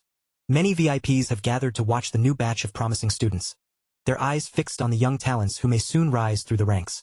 Before the exam begins, a new rule for team formation is announced. Every party must include at least one student who has reached high E rank. When it is finally time for the students to form their teams, another announcement follows. From this point on, all students are able to see each other's ranks. With everyone's strength now visible, the students can quickly judge who is worth recruiting and decide who they want to bring into their group. The student rankings are displayed in a clear order, starting from the highest-ranked students at the very top and moving all the way down to the weakest names at the bottom. But as Ma Long scans through the list, his expression quickly changes. He notices something strange almost immediately, like one detail on the board does not make any sense. Chun is just as confused. When his eyes finally land on his own name, he finds it sitting all the way at the very bottom of the list, as if his previous results never existed. In an instant, everyone's attention shifts toward him. The students all stare in disbelief, wondering how someone known as a high-grade awakener could possibly be placed in the lowest position. The jealous students seize the chance right away, whispering and mocking him as they convince themselves that his original high rank must have been nothing more than a testing mistake. Even so, no matter how much they talk trash, they cannot fully deny Chen's real strength. Deep down, they all know that if he joined their team, their final score would rise by a huge amount. Student Council President Ting stays silent as the room fills with whispers. Around him, people quietly gossip about the fool who must now regret rejecting the president's invitation. But the person truly pulling the strings behind this dirty move is none other than President Ting's own uncle, Gong Xian. Gong Xian had already calculated everything. If Chen's name appeared at the bottom, no one would dare invite him into their party. And if Chun could not even qualify for the test, then he would never get the chance to challenge the president's team. A few hours earlier, the entire classroom had practically swarmed around President Ting, begging and pleading for the chance to join his team. They showered him with praise, trying every flattering line they could think of. But Chang shut them down coldly and made it clear that their team only had room for one more person. Now, back in the present, almost every other student has already found a group, leaving only the weakest dorm standing there with no one willing to join them. Ma Long explains that they already tried asking everyone they could, but every single person turned them down, refusing to team up with their dorm. At the moment, they only have 4 people, and because of that, they do not meet the requirement to participate in the graduation test. He complains that the timing is way too suspicious. Chen's score was suddenly pushed down to the lowest rank, making him look unqualified right when the team needed him most. Since the rules now require every group to have at least one high-level E-rank student, it feels painfully obvious that their dorm has been targeted on purpose. And this is not just some ordinary school event. The graduation test is the only real stage where students can prove their talent and attract attention from powerful guilds. For the final test, the number of team members directly affects how many monsters the group has to face, which means having more people does not automatically give a team an advantage. That is exactly why no one wants to get involved with the weaker students. To everyone else, they would only increase the danger while dragging the whole team down. To make the situation even worse, the 3 lowest-ranked students all happened to come from the same dorm, leaving Chen's group completely isolated from the rest. At that moment, another student calls out to Zhua, telling him that their team is only missing one final person. The guy tries to pressure him with a fake friendly tone, saying Zhua surely does not want to fail the graduation test by staying with his weak dorm mates. Chun watches the situation unfold and quickly understands the danger. If things continue like this, there is a very real chance that all of them will be shut out before the competition even begins. But the dorm king refuses without hesitation. Standing firm, he says he will never abandon his roommates just to save himself. The other group leaves in anger after being rejected, but Zhua still warns them on the way out not to look down on other people so easily. After checking the student list again, Ma Long announces with a grim face that almost everyone has already locked in their teams. Their group only needs one more person to qualify, but no matter where they look, nobody is willing to take that final spot. Chen's eyes move toward the director, and that is when he notices something important. The man shares the same last name as the student council president. With that one clue, Chun immediately sees through the dirty tricks being played behind the scenes. He cannot help wondering whether Gong Xian really sees him as such a huge threat that he would go this far just to block him. But Chun does not lose hope. Instead, he declares that he will definitely participate in the tournament, and lightning power begins to crackle around him. Since the others have already made their hatred this obvious, Chun tells himself there is no reason for him to keep holding back anymore. As his energy bursts outward, Chun steps forward with confidence, and even the officials in charge are startled by the sudden display of power. Even his own dorm mates stare at him in surprise, their faces filled with confusion as they try to understand what he is planning. Chun remembers that every Awakener school has one special rule. In order to create a truly competitive environment, students are allowed to challenge anyone at any time. On the surface, it might look like nothing more than showing off, but in reality, this is one of the fastest ways for a student to display their strength and earn recognition. In most situations, plenty of people would simply refuse the challenge and avoid fighting altogether. However, Chun knows one thing for certain. The student council president's pride will never allow him to back down in front of everyone. As long as Chun defeats that blonde guy in public, every student here will suddenly want him on their team. But before anything can happen, a girl appears at the doorway and calls out to Chun, asking if his team still needs one more member. She calmly adds that she also wants to participate in this year's graduation test, as if joining them is the most natural choice in the world. The vice president then points out that she had already reached D rank back in middle school, so Chun does not need to worry about her holding the team back. Chen's dorm mates instantly lose their minds, staring at her in shock and wondering how Chun somehow managed to get such a beautiful girl to stand on his side. Chong and Ting both look completely confused by the sudden turn of events, while director Gong Xian nearly chokes on his water from the shock. The surrounding students immediately start gossiping again, whispering among themselves as they wonder why an exchange student would ever choose to join the lowest-ranked team in the entire test. Most of them do not really know who she is, but there is already a rumor going around that she comes from the Saint Kingdom. Director Gong Xian's face darkens with anger, and he immediately tells her that exchange students are not allowed to participate in the school's graduation test. He goes even further, saying that Ling has never taken any rank tests at this academy and has never officially proven her rank here, which clearly violates the rules. Just then, the principal suddenly appears and calmly says that the director is correct. The moment Gong Xian sees the old man standing there, his expression changes completely, and he is visibly shocked by the principal's sudden arrival. The principal looked at Ling with a calm, measuring gaze and asked why she was so eager to take part in the test, especially when everyone knew she would only be staying at the school for a short period of time. Chun froze for a moment, completely caught off guard. His eyes shifted toward the principal as one thought flashed through his mind. How had a warrior-class expert suddenly moved like he had teleported?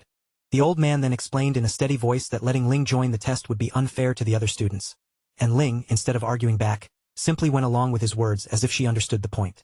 A cold sweat started to run down Chen's face as the realization hit him.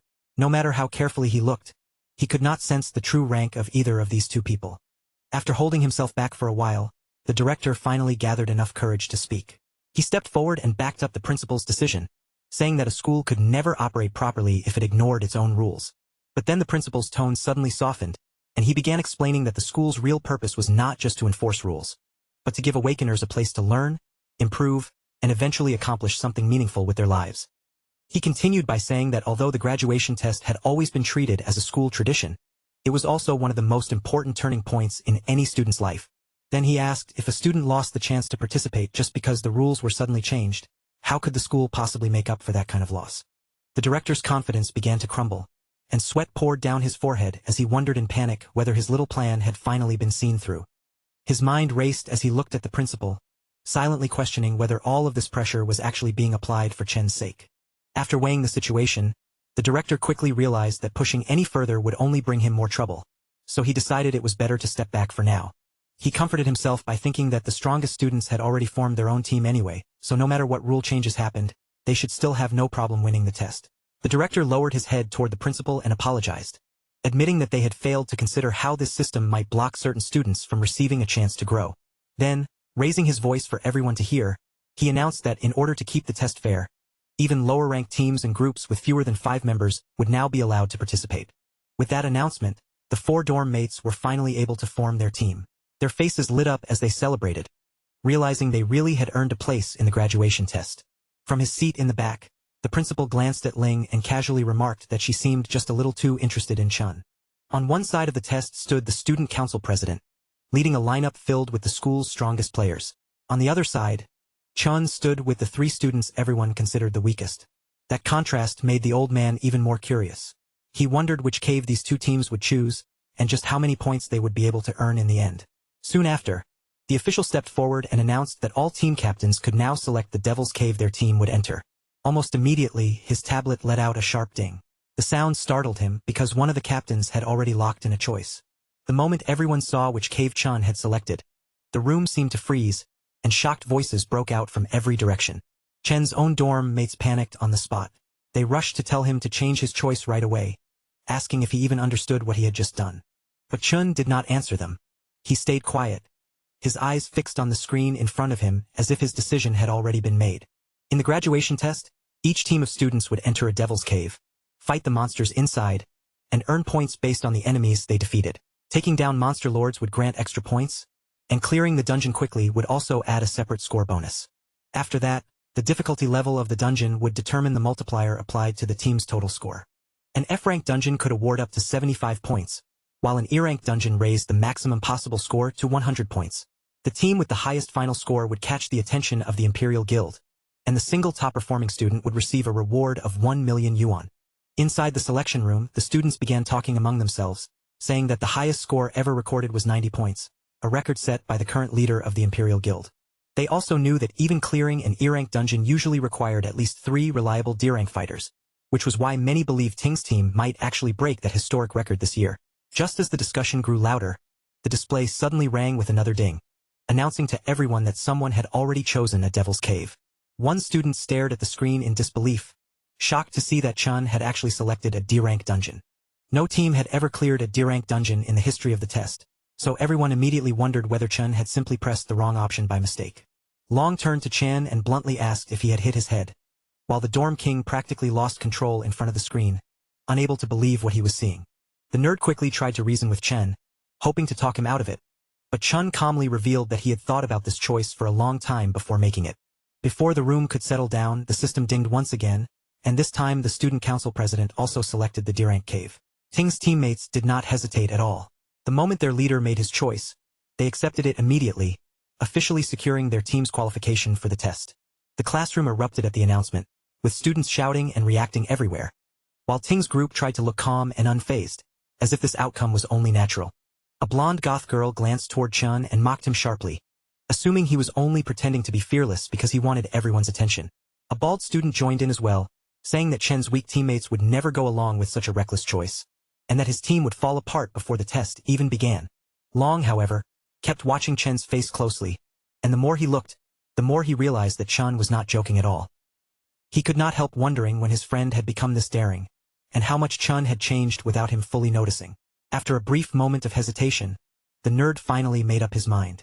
He reached out and pressed the confirm button, choosing to put his trust in his friend. Yeo followed right after him, hitting the green button as well, thinking that at this point, he had nothing left to lose anyway. The dorm king grew irritated when he saw the others had already made their decisions before him, so with a frustrated expression, he pressed the button too. And with all 4 members confirming their choice, the system officially recognized their team and qualified them for the graduation test. Chun looked at his dorm mates and apologized sincerely, admitting that he had chosen this dungeon because he wanted to become the top scorer. He knew very well that he was dragging them into his own dream, but he still reassured them with firm confidence that they would climb all the way to the top together. After hearing those words, the president rose from his seat and declared in a cold, confident voice that the number 1 position belonged to him alone. Chun slowly turned around and faced him head-on, meeting the president's challenge without backing away. Ting's expression turned sharp as a heavy, intimidating aura burst out from him, pressing down on the room. With absolute confidence, he declared that in this school, there could only be one student who stood at the very top. From where she stood in the back, Ling watched him with clear surprise in her eyes. This was the first time she had ever seen Ting reveal such intense emotion so openly. And just like that, the tension between them could no longer be hidden. Chun and Ting's rivalry had finally been brought out into the open for everyone to see. The principal felt a quiet sense of pride as he looked at these fearless students, but Ling could not shake off her worry. After all, Chun had chosen a D-rank cave, a place so dangerous that even a C-rank fighter would struggle to clear it alone. It was true that clearing a D-rank cave could bring in as many as 150 points, but the reward came with a terrifying level of difficulty that no one could casually ignore.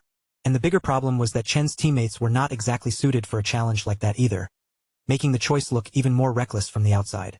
The principal added that with only 1 month left before the test, it would be almost impossible for Chen's team to improve enough to handle something on that level.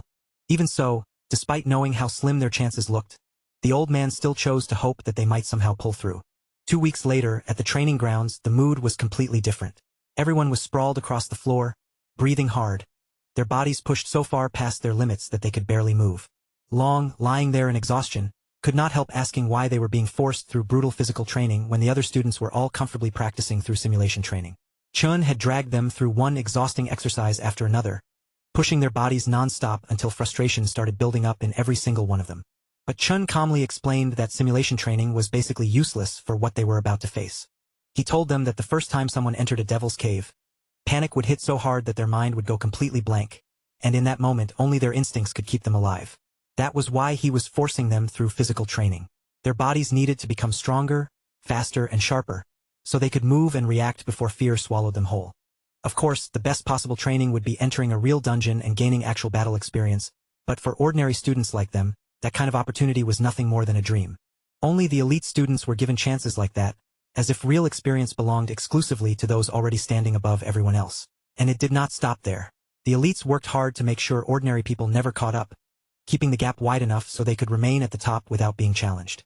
They had access to training resources, dungeon opportunities, and powerful support that regular people could spend their entire lives chasing and still never touch. Hearing all of that, the dorm king frowned and asked the obvious question.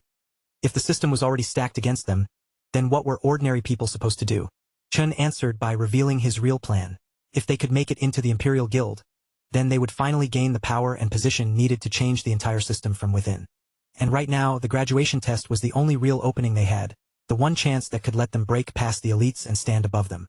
With that dream burning in his chest, Chun promised himself that he would do absolutely everything possible to keep his word, and with firm conviction, he guaranteed that they would win. With only half a month remaining before the graduation exam, Chun pushed himself even harder, entering the Void Tower every single night while everyone else was resting. Taking down the Phantom Lions was far from easy. They battered him again and again, but no matter how badly he was beaten, Chun refused to stay down or give up. Then, with just 5 days left before the exam, his roommates were also training with everything they had, forcing their tired bodies to keep moving. Chen, however, was already on a completely different level. His training was so intense that even the harshest routine the others could imagine looked like a simple warm-up beside it. With only 2 days remaining, his rival was clearly not wasting time either, continuing to train seriously as the final countdown to the exam drew closer. But Chen's growth was happening even faster. By now, he could stand under crushing gravity and confidently fight against an entire pack of lions without losing his nerve. Blood ran down his face, but his eyes were sharper than ever. In that battered, determined state, Chun looked more prepared to win than he ever had before. On the day of the exam, a small drone floated near the gathered students, hovering in the air as it prepared to guide them through the test. The boys arrived together in matching outfits, walking in with a clean, sharp look that made them seem far more serious than before. Once every student had put on their wristband, the signal was given, and the graduation exam officially began. Outside the exam area, the academy principal stepped forward with a warm smile and personally greeted Gong Lin. This sharp-looking man was none other than President Ting's father, as well as one of the co-founders of the Imperial Guild. The students could not stop staring at him. To them, the Imperial Guild co-founder was so famous and unreachable that they looked at him like some rare creature on display. Their curiosity only grew stronger when they saw the principal and the guild co-founder turn their attention toward a luxurious white limo arriving nearby. The car door opened, and a red-haired man named Carl Cavendish stepped out calmly, carrying himself with the relaxed confidence of someone used to commanding attention. The moment the students recognized him, they completely lost their composure, because standing before them was the vice chairman of the World Guild Alliance. A person of his status would normally never bother visiting a place like this, which made his sudden appearance feel even more unbelievable. Inside the VIP room, the director reported to the special guests that 23 teams had chosen to challenge F-rank demon lairs. A few groups had selected E-rank lairs, and only 2 daring teams had picked D-rank lairs. Alliance Secretary Sigrid looked genuinely surprised by that information.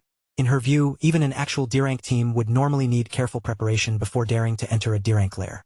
Because of that, she turned to the academy officials and asked whether they had truly considered the safety of the students before allowing this. Hearing her concern, the director stayed calm and explained that the students were fully aware of the danger they had chosen to face. He made it clear that awakeners without real combat experience often had trouble even when facing F-rank monsters, no matter how confident they seemed beforehand. But the true danger inside a lair was always the boss, because the boss was far stronger and far more dangerous than the ordinary monsters roaming around. That was exactly why so many teams failed in the end. They could survive the weaker monsters only to collapse when they reached the boss. E-rank lairs, however, were on a completely different level. Even the basic monsters inside were already as strong as an F-rank boss, a brutal truth most students only understood after experiencing it themselves. Hearing this, the Alliance Secretary immediately asked whether there were any safeguards in place if the situation became too dangerous. The director assured her without hesitation that the Academy placed great importance on protecting its top students. To make sure nothing went out of control, a warrior from the Imperial Guild had been stationed outside every lair, ready to rush in the moment something went wrong. On top of that, every student's wristband had an emergency function. If they chose to surrender, or if their life was truly in danger, it could instantly teleport them out to safety. Even after hearing about the safety measures, the lady still could not fully relax. In her eyes, the Academy simply did not seem to have students capable of conquering a D-rank lair, and she quietly wondered how long those 2 teams could really last once they were trapped inside. The director, however, already had his own prediction. He was convinced that those young E-rank students would not hold out for long and would probably come rushing back out in tears before things went too far. Meanwhile, deep inside the D-rank dungeon, enormous frozen trees towered all around them like icy giants, and Chen's teammates were visibly shaken as they stared into the chilling darkness ahead. And honestly, anyone would have been terrified after seeing the monsters lurking there. Those nightmare creatures looked like some twisted mix of bats and monkeys, with strange bodies that made their skin crawl. Chen immediately warned the others to stay sharp, telling them that these monsters could dive at their targets in a blink, so even a moment of carelessness could get them seriously hurt. The warning had barely left his mouth when a swarm of ghost monkey bats suddenly dropped from above, cutting through the frozen air as they charged straight toward the group. To everyone's surprise, the boys somehow managed to dodge the lightning-fast attacks, even if their movements were clumsy and desperate rather than clean. For a second, they were thrilled just to realize they had avoided the strike of a D-rank creature, but before they could fully celebrate, an even more unbelievable sight pulled their attention away. Chan stood calmly in the middle of the battlefield, a lightning-wrapped sword held in his hand, while the bodies of dead monsters lay scattered around his feet. Without turning the moment into a big speech, he told his teammates to focus on protecting themselves first, because they still were not strong enough and he would handle everything else. Then another ghost monkey bat suddenly lunged toward them with terrifying speed, forcing the boys to throw themselves aside and barely escape its attack in time. At that moment, Xiang's finally understood Chen's purpose. All that brutal reflex and speed training had been preparing them to survive against monsters exactly like this. Xiang's clenched his teeth in frustration. He had spent so long calling himself the Dorm King, yet now, when real danger arrived, he had no choice but to depend on his random roommate. While those thoughts raced through his mind, Chen was already moving through the battlefield, wiping out the remaining ghost monkeys one after another. The monsters kept diving at him in waves, but before they could even understand what was happening, his blade flashed through the air and cut them down. The Dorm King muttered under his breath, remembering how Ma Long had always talked about Chen's strength. But hearing about it and witnessing it with his own eyes were completely different things. In that moment, Chun did not look like an ordinary student at all. To the Dorm King, he looked more like someone who had already survived countless real battles. As the fight continued, the Dorm King felt a small sting of jealousy creeping into his chest, especially as Chen's reputation seemed to rise higher with every swing of his sword. Then, without warning, another monster appeared behind the group, and Xiang's barely reacted in time, throwing up a block just before its strike could land. He seized the creature's leg with both flaming hands and shouted at his teammates, yelling for them to stop acting like dead weight and finally pull themselves together. After all, Chun was not the only one whose graduation was riding on this test. Every single one of them had something to lose here. The others stared at Xiangzhu in surprise, clearly caught off guard by the sudden fire in his voice and the determination burning in his face. Moved by the Dorm King's stubborn will, Xiangyu finally stepped in and cast his vine lock spell, wrapping the monster tightly and managing to bind it in place. But his relief lasted only a split second. The creature tore free almost instantly, then kicked Xiangyu away before he could react. Long quickly followed up with his frostbite breeze spell, but the icy attack only slowed the monster a little, forcing the boys to realize that they would need to combine their strength. By working together, they finally managed to hold the creature down for a brief opening, and with everything they had, they shouted for the Dorm King to take the shot. The Dorm King gathered his fire, compressed it into an explosive flame bullet, and fired it straight into the monster with a direct hit. But when the impact faded, the attack had barely harmed it at all, leaving behind only a few scorched hairs, as if the monster had simply shrugged it off. Refusing to stop, he fired several more flame bullets one after another. But no matter how many shots landed, the monster still refused to go down. By then, Xiangyu and Long were already reaching their limits, their bodies straining as they struggled to keep the monster under control. Seeing that they could not hold on much longer, the Dorm King realized he could not afford to save his strength anymore. He poured everything he had into one massive flame attack and launched it straight at the monster, triggering a violent explosion that swallowed the battlefield in fire and smoke. When the smoke finally cleared, all that remained was a charred skeleton. A moment later, the drone announced that they had successfully killed a D-class ghost monkey bat.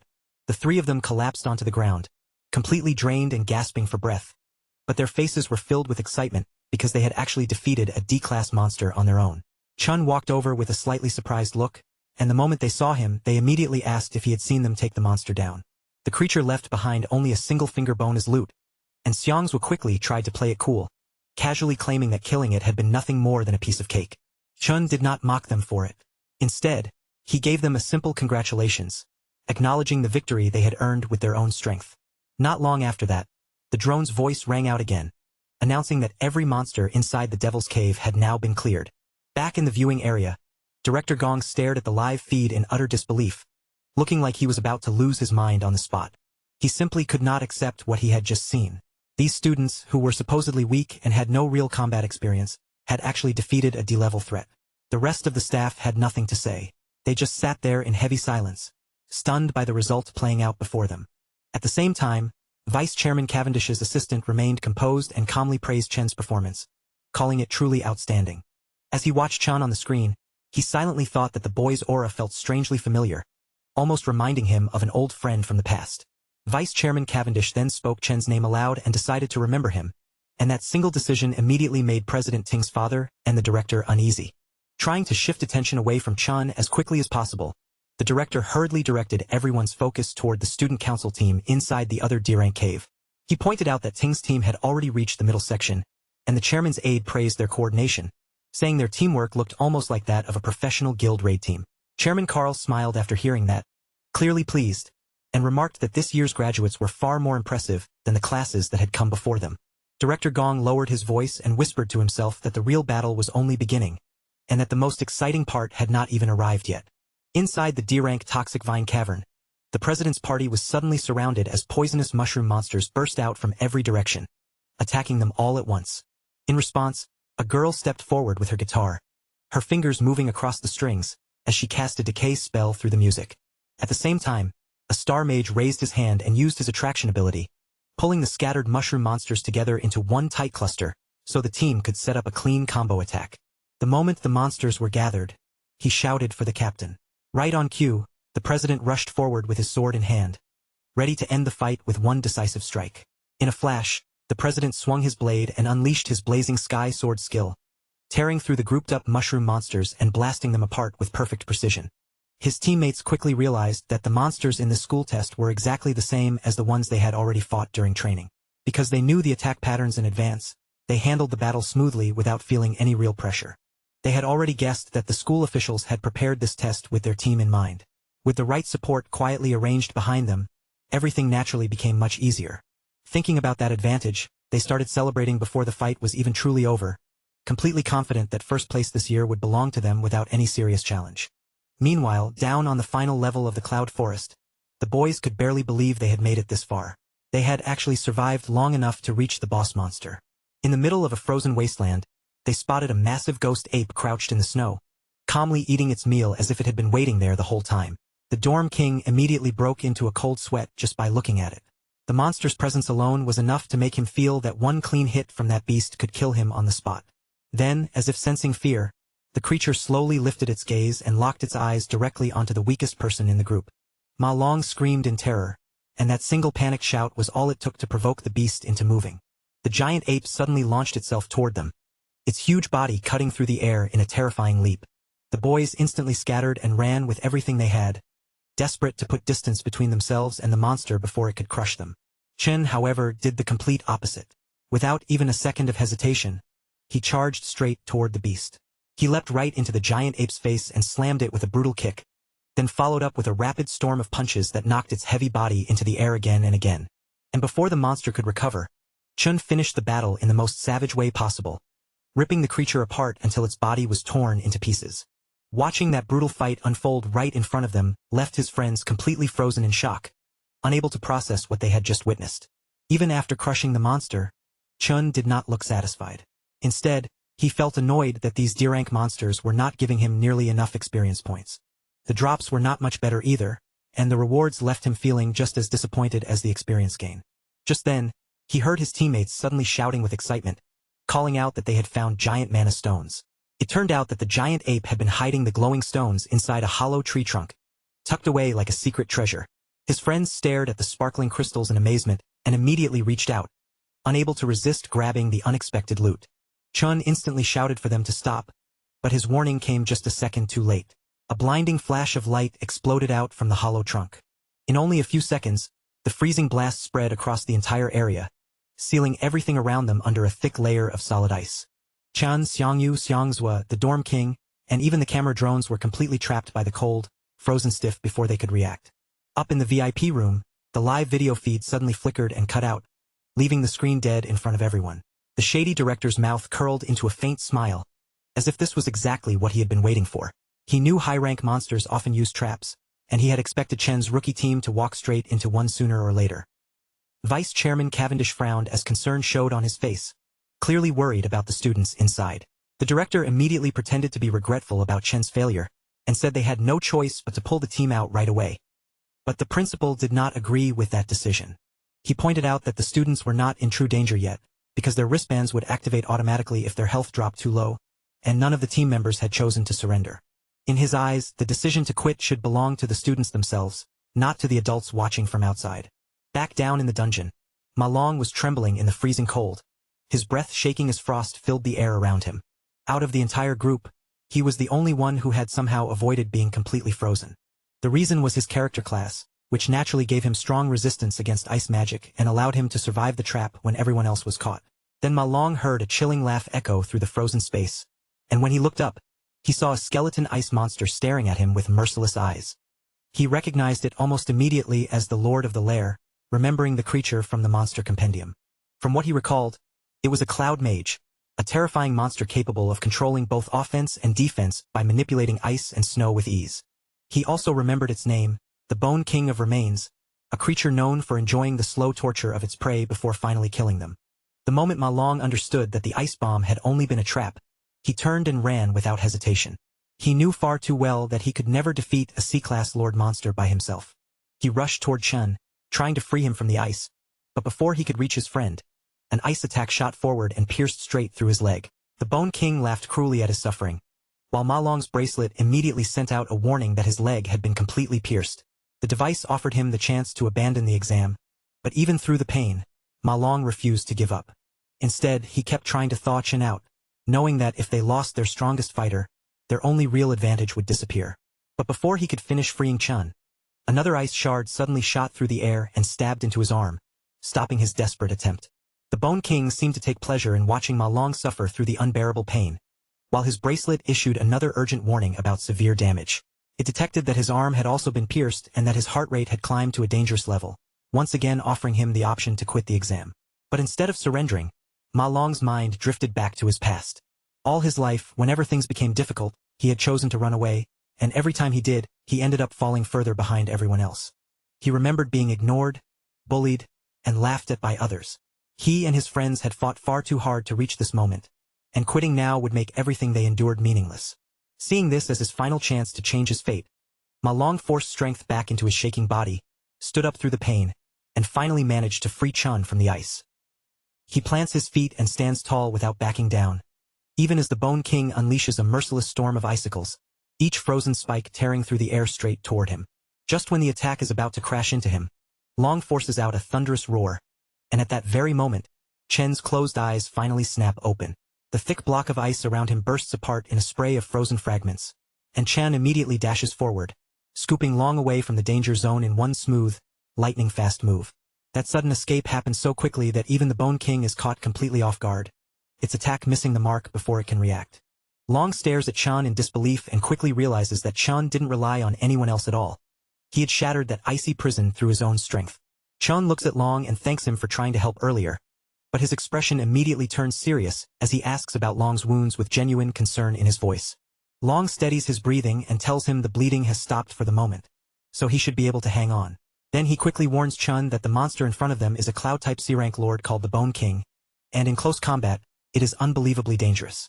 If they get frozen again, he says, there may not be a second chance.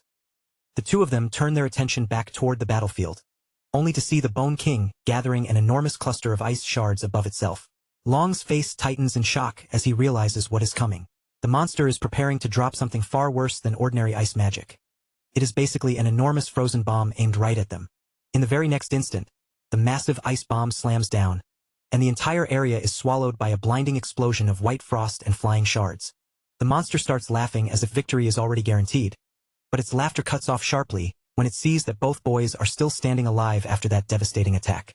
Chun has already switched his class to the Doomflame King and activated his Cloud Warrior Frost Body, making him completely immune to cold damage.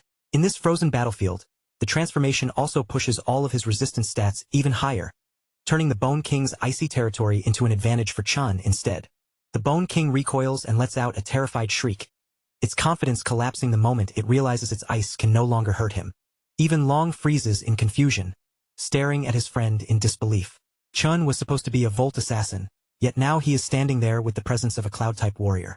For a second, Long can only wonder if Chun is one of those unbelievably rare prodigies who awaken two different classes at the same time. Chun, however, does not brag or explain himself. He simply apologizes for misreading the situation earlier, admitting that because of his mistake, he dragged his friends into a fight far more dangerous than he expected. Then, without hesitation, Chun changes classes once again, and this time his body shifts into the terrifying form of an abyssal fiend. He draws out his Purgatory Warrior sword and faces the Bone King head-on, his stance making it clear that he plans to finish the battle right here. Long's jaw drops wide open as he watches the transformation happen right in front of him, completely unable to process what he is seeing. For most Awakeners, being born with one class is already the foundation of their entire path, and they spend their lives specializing in that single power. Only in extremely rare cases can someone possess two classes at once. People with dual classes are so rare that they can practically be counted on one hand, which is why every major guild treats them like priceless treasures they would do anything to recruit. But that alone is not what leaves Long completely shaken. As he looks more carefully, he realizes Chun is not switching between one or even two classes. He is using three completely different classes. And what makes it even more unbelievable is that every single one of those classes is extraordinary. In his abyssal fiend form, Chen's stats surge upward at a terrifying speed. His raw physical strength explodes beneath him, launching his body off the ground with the force of a rocket. Chun charges straight toward the boss with unstoppable momentum, closing the distance in a violent burst of speed. The Bone King's smug grin disappears in an instant as it senses the deadly aura pouring from Chen's body. With one clean swing, Chun slices through the bony monster as easily as a blade cutting through soft butter. The kill immediately pushes him up to level 17, and at the same time, a rare loot drop appears as his reward. Long stares at the shattered skeleton lying across the ground, still frozen in complete disbelief that Chun has just wiped out a C-rank boss with a single strike. Chun, acting almost too casually after everything that just happened, reminds him that the rest of their team is still trapped solid inside the ice. Ma Long jolts in panic as he realizes he had completely forgotten about the others during the chaos of the boss fight. Without wasting another second, he sprints off to thaw them out before the cold can kill them. Once Ma Long is gone, Chun glances back at the fallen boss and notices that he now has the option to devour the defeated Frostlich King. With no one nearby to witness it, Chun quickly absorbs the fallen boss's power and unlocks a brand new class. Cloud Mage. And because the boss's earlier ice attack had blinded every camera and drone in the area, no one watching from outside will discover his hidden ability either. Then, just when he thinks the surprises are over, another unexpected notification suddenly appears in front of him. His Lightning Assassin class has leveled up as well, giving him the chance to add a star and strengthen one of his stats. Meanwhile, over in the D-rank zone known as Gloomvine Grotto, the council president's team is being pushed to the brink and completely overwhelmed. No matter how hard they attack or how desperately they pour on their skills, the D-rank boss proves far too powerful for these inexperienced amateur awakeners. The mage trying to restrain the monster with magical chains is already trembling under the pressure, looking like he might collapse at any moment. To make things worse, the lightning archer's arrows barely seem to bother the boss at all, landing with so little effect that they feel more like a light massage than real damage. The beast swats and throws them around with ease, tossing their bodies aside like cheap action figures.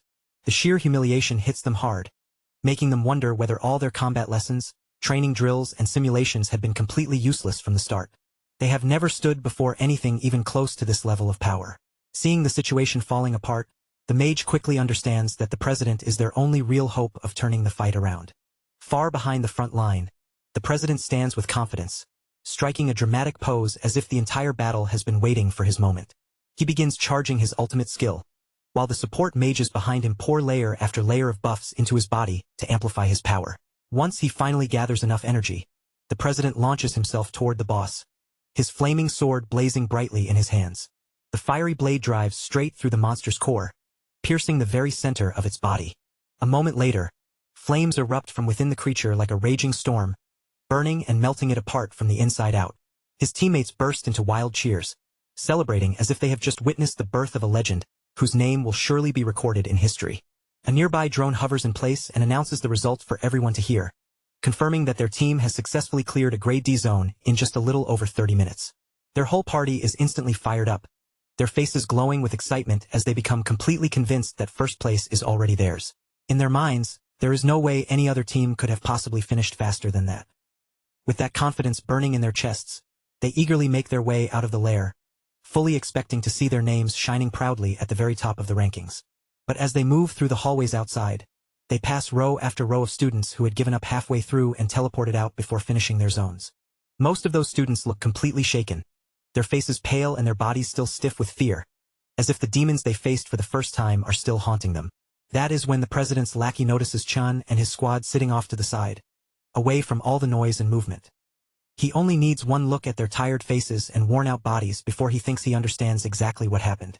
In his mind, it is obvious that Chen's team must have failed almost immediately after entering the lair.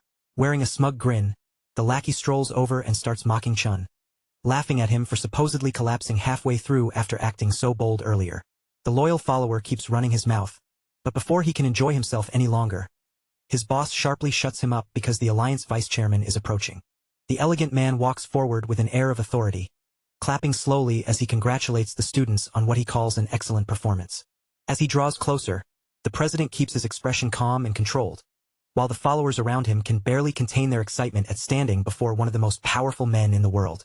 President Ting steps forward with confidence and smoothly reaches out his hand, clearly expecting a respectful handshake. But Mr. Cavendish does not even glance at him. He walks straight past the outstretched hand as if President Ting is not there at all. Being ignored so openly in front of everyone makes the president's pride crack on the spot, and the humiliation lands harder than any monster's attack. And before he can recover from that embarrassment, the vice-chairman makes it even worse by loudly calling his rival a true legend. Mr. Cavendish grips Chen's shoulder in front of the crowd and announces that Chen cleared a D-rank dungeon in only 20 minutes. He even says that not a single professional team from his own guild has ever shattered a record like that. The council president and all of his lackeys are left frozen in place, their smug expressions wiped clean as they struggle to say even a single word. They cannot understand how 4 unknown students could beat the time of their 10-man squad and somehow manage to clear an entire D-rank lair for real. Chen, however, barely reacts at all. Praise from the strongest man in the country does not shake him in the slightest, though he does quietly wonder why someone this important came to the academy in person. Carl Cavendish looks at him calmly and says that he will remember Chen's name very well from this day forward.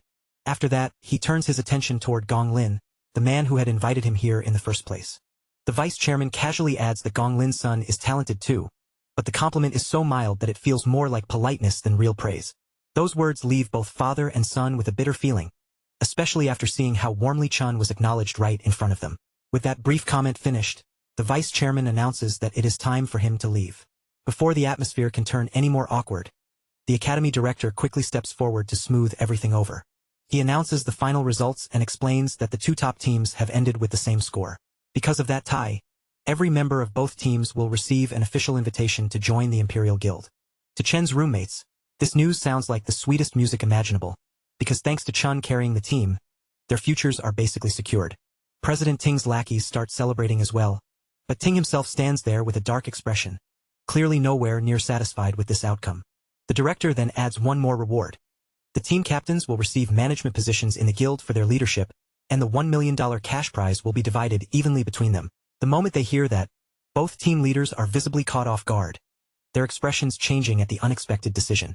Chun quietly calculates the situation and realizes that $500,000 still will not be enough to clear his debt.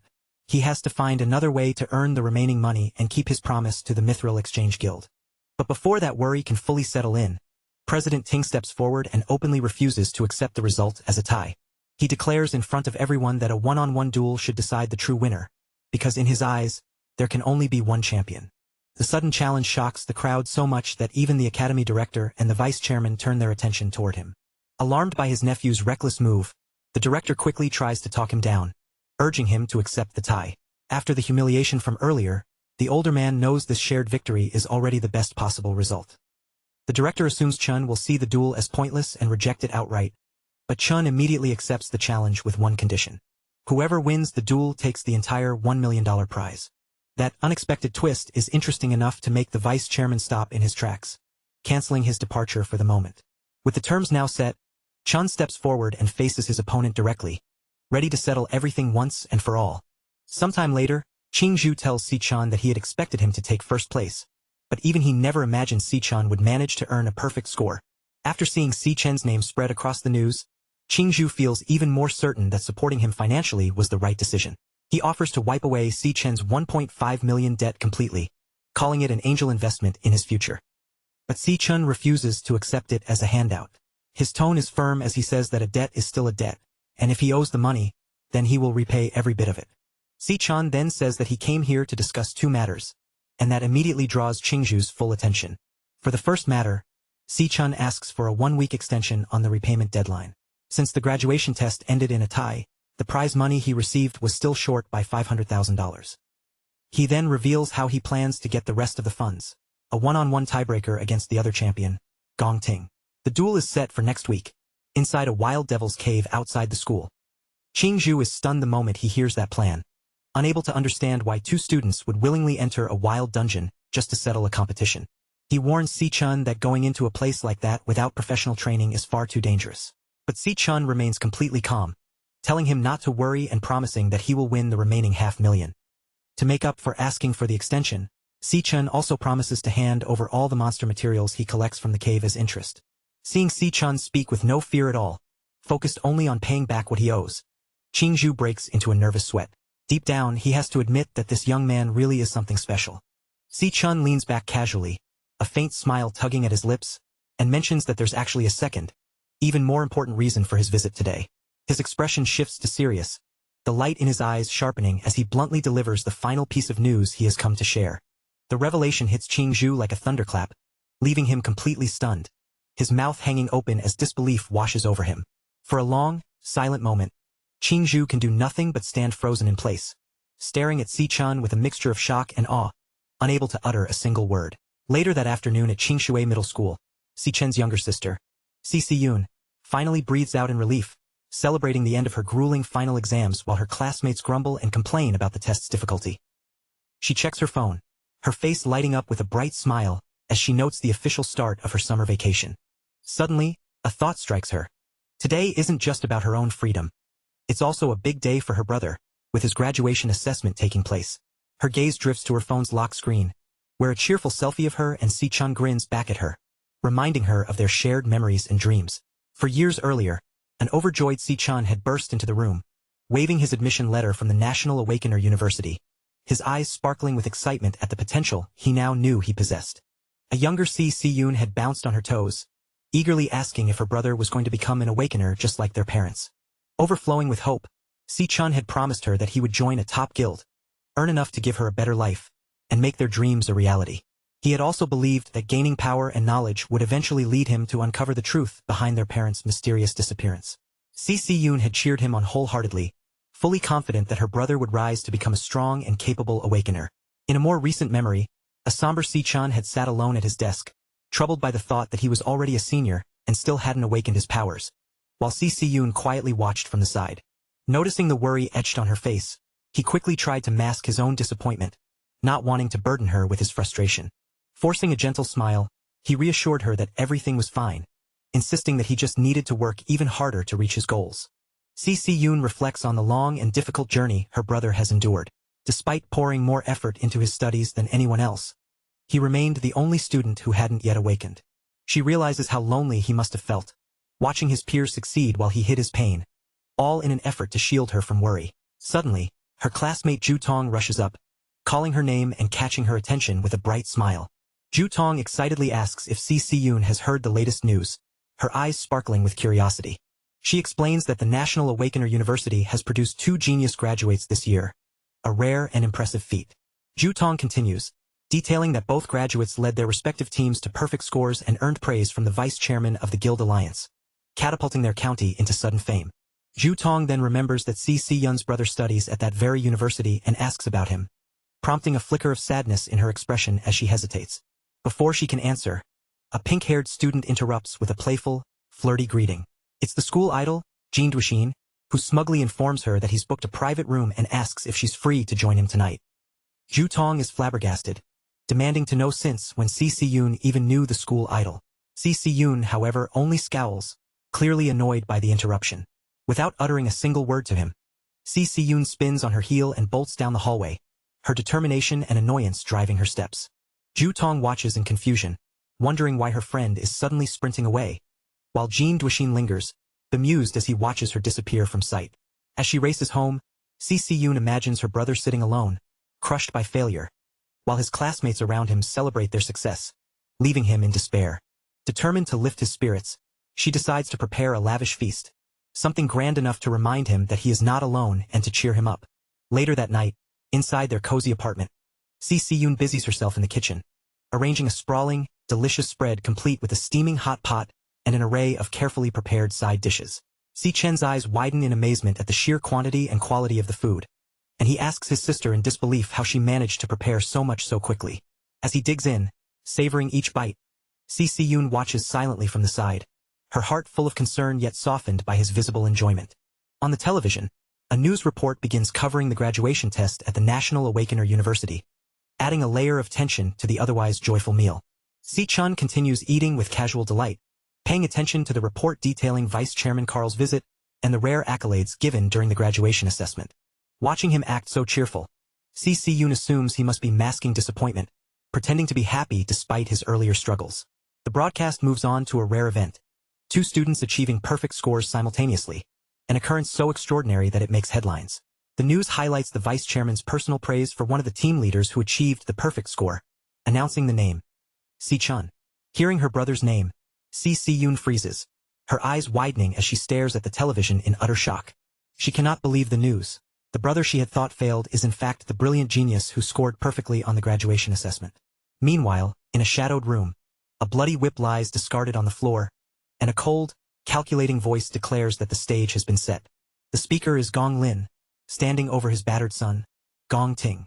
Holding the whip in his hand, he shouts at his son, declaring that a special audience had been invited to witness his victory. He berates Gong Ting for ruining the performance his meticulous plan had been designed to showcase.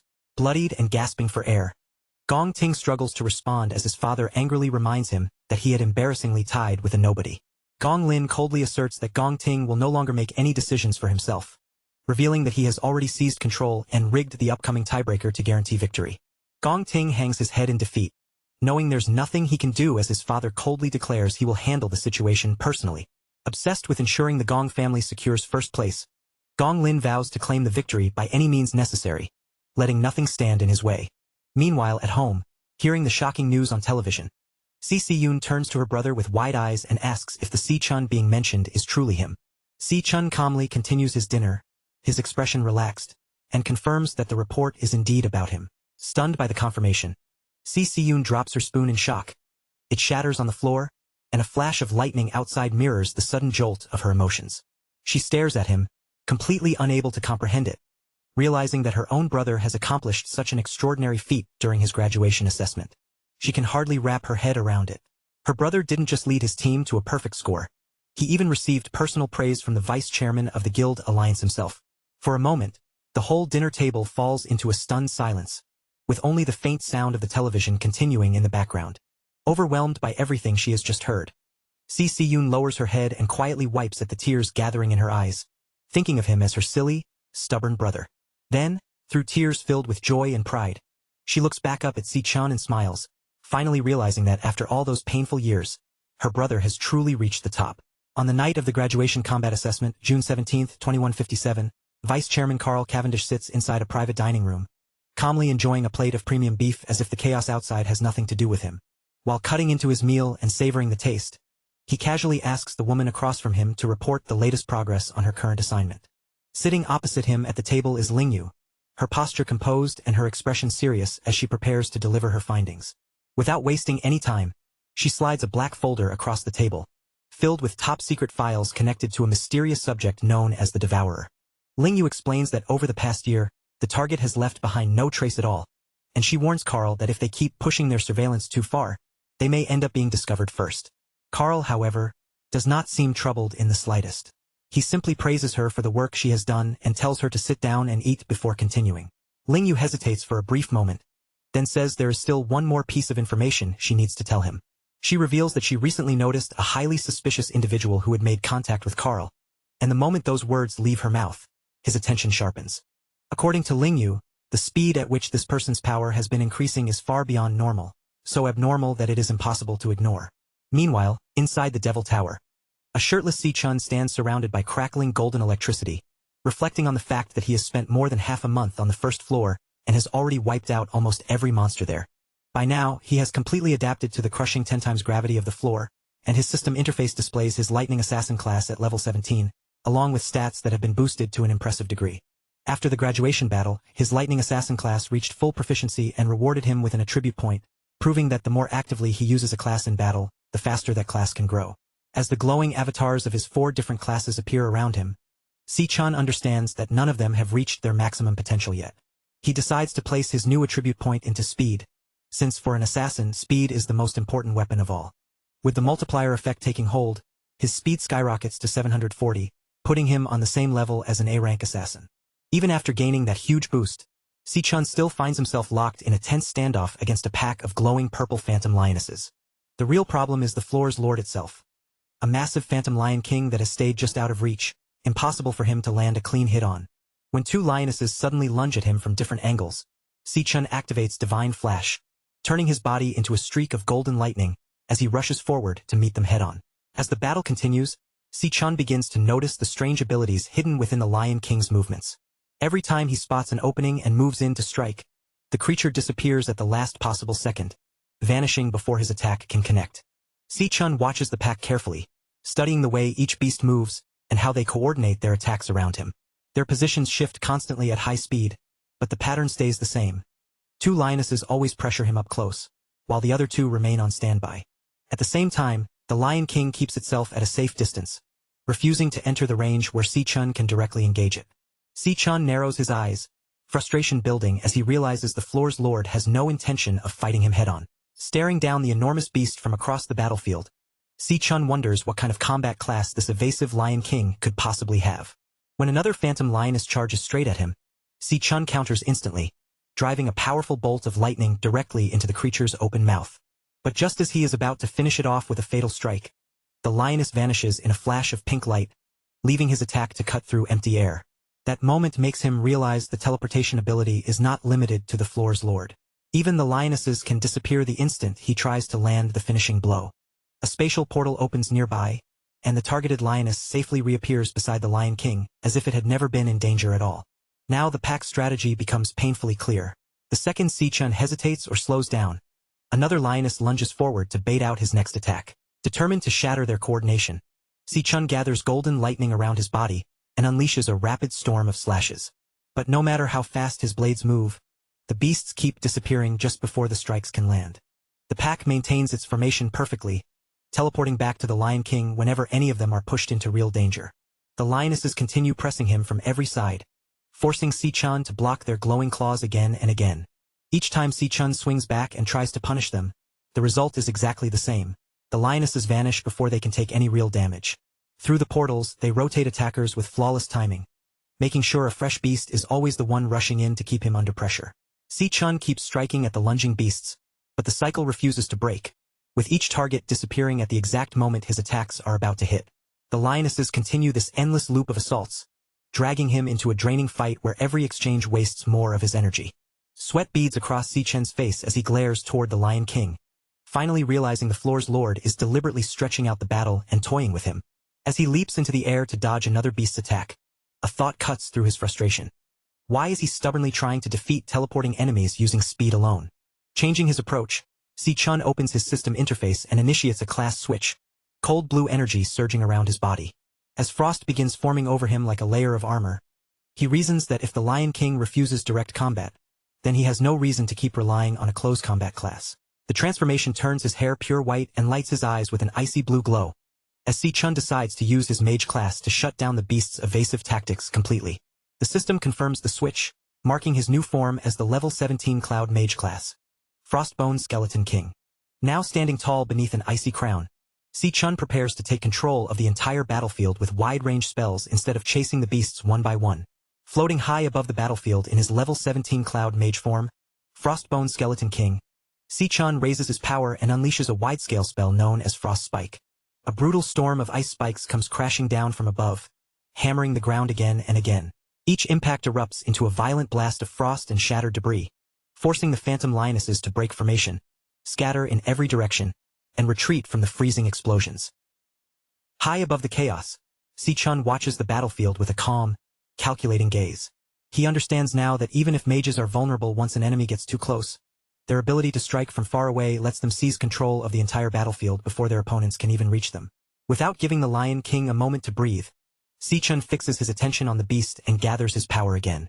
A dense curtain of ice spikes forms overhead, then comes raining straight down toward the Lion King in a focused, merciless attack. Right before the deadly shower of ice can tear into it, the Lion King reacts instantly.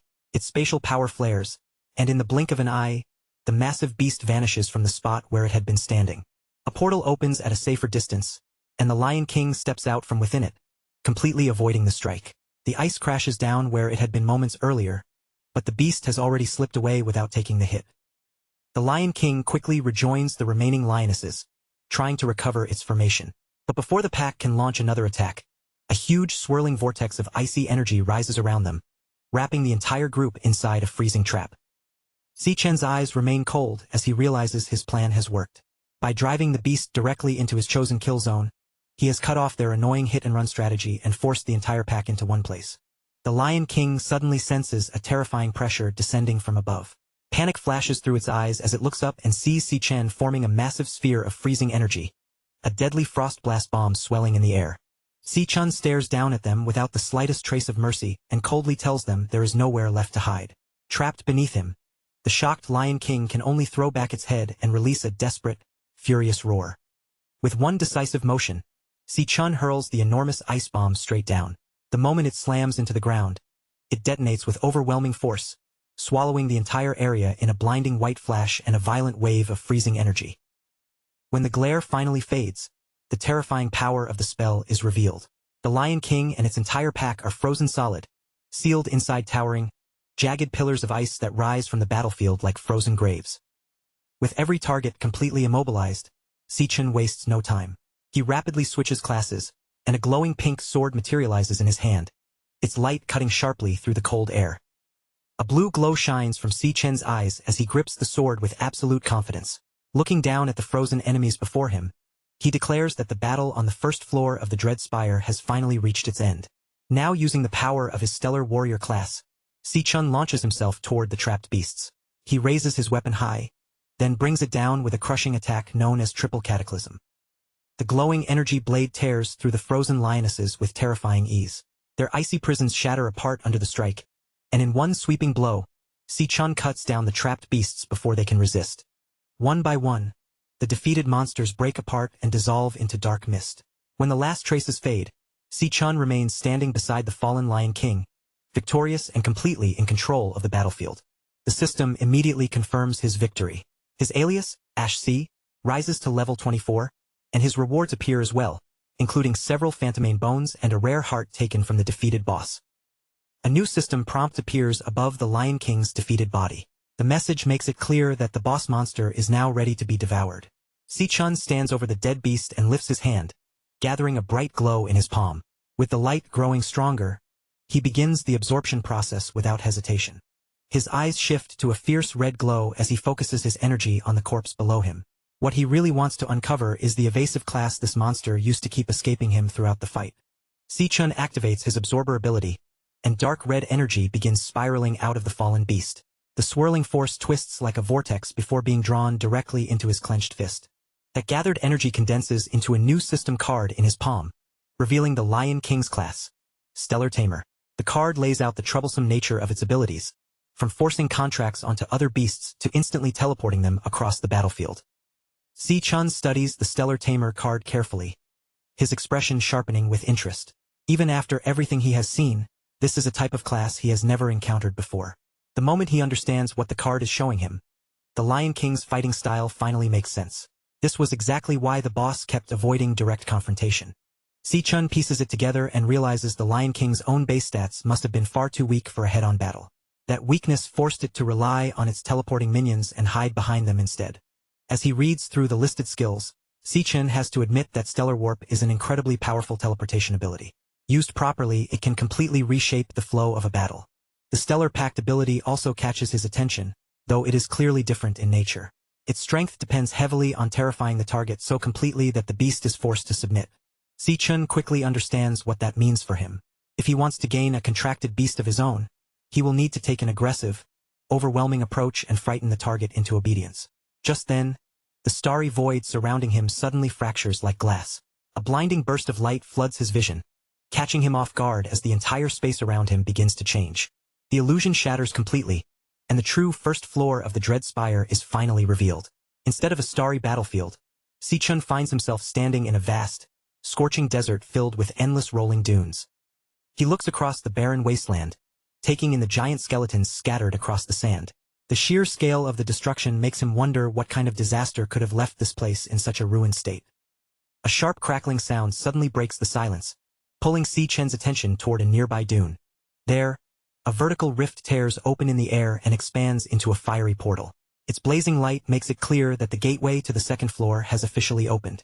Just as Si-chun is about to move forward, he feels a hostile stare burning into his back. A low growl rises from the shadows behind him, making him turn around immediately.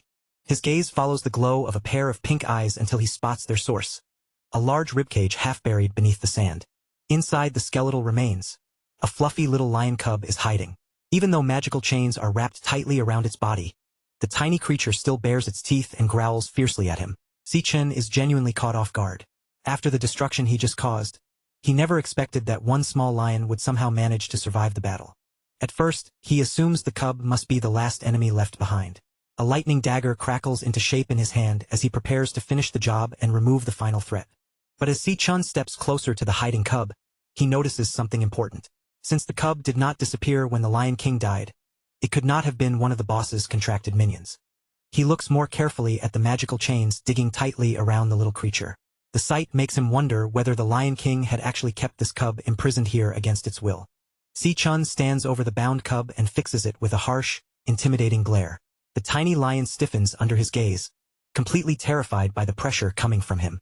But instead of striking the cub, Si-chun moves his dagger in a swift arc.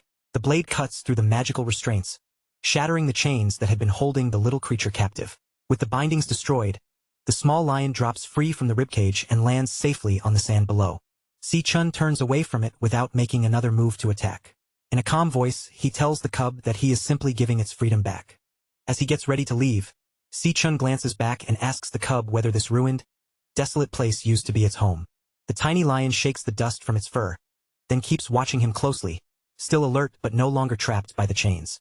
A softer look crosses Si Chen's face as he thinks about what the cub must have lost. Watching the people you love die and seeing everything precious to you destroyed is a pain that leaves a wound deeper than words. The cub continues staring at him in silence as Si Chen admits, with a quiet heaviness in his voice, that he knows exactly what that kind of suffering feels like. Si Chen then walks toward the fiery portal, leaving the cub behind with one final piece of advice. He tells it to survive, to keep moving forward, and then announces that it is time for him to head to the next floor.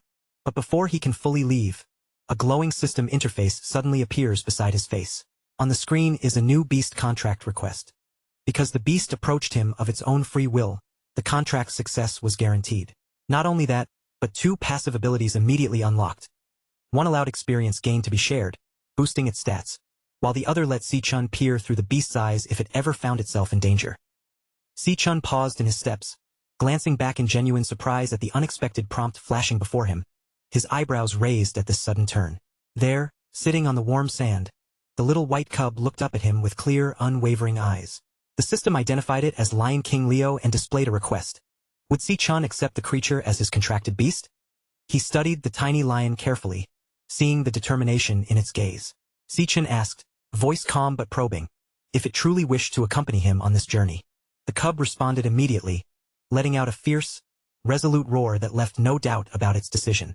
Standing before the blazing portal, Si Chun outlined his plan to ascend the dread spire, warning the cub that each floor would hold monsters growing increasingly more dangerous with every step. He took a moment to stress the stakes. The cub could die if it wasn't careful. Are you sure? He asked, seeking final confirmation before moving forward.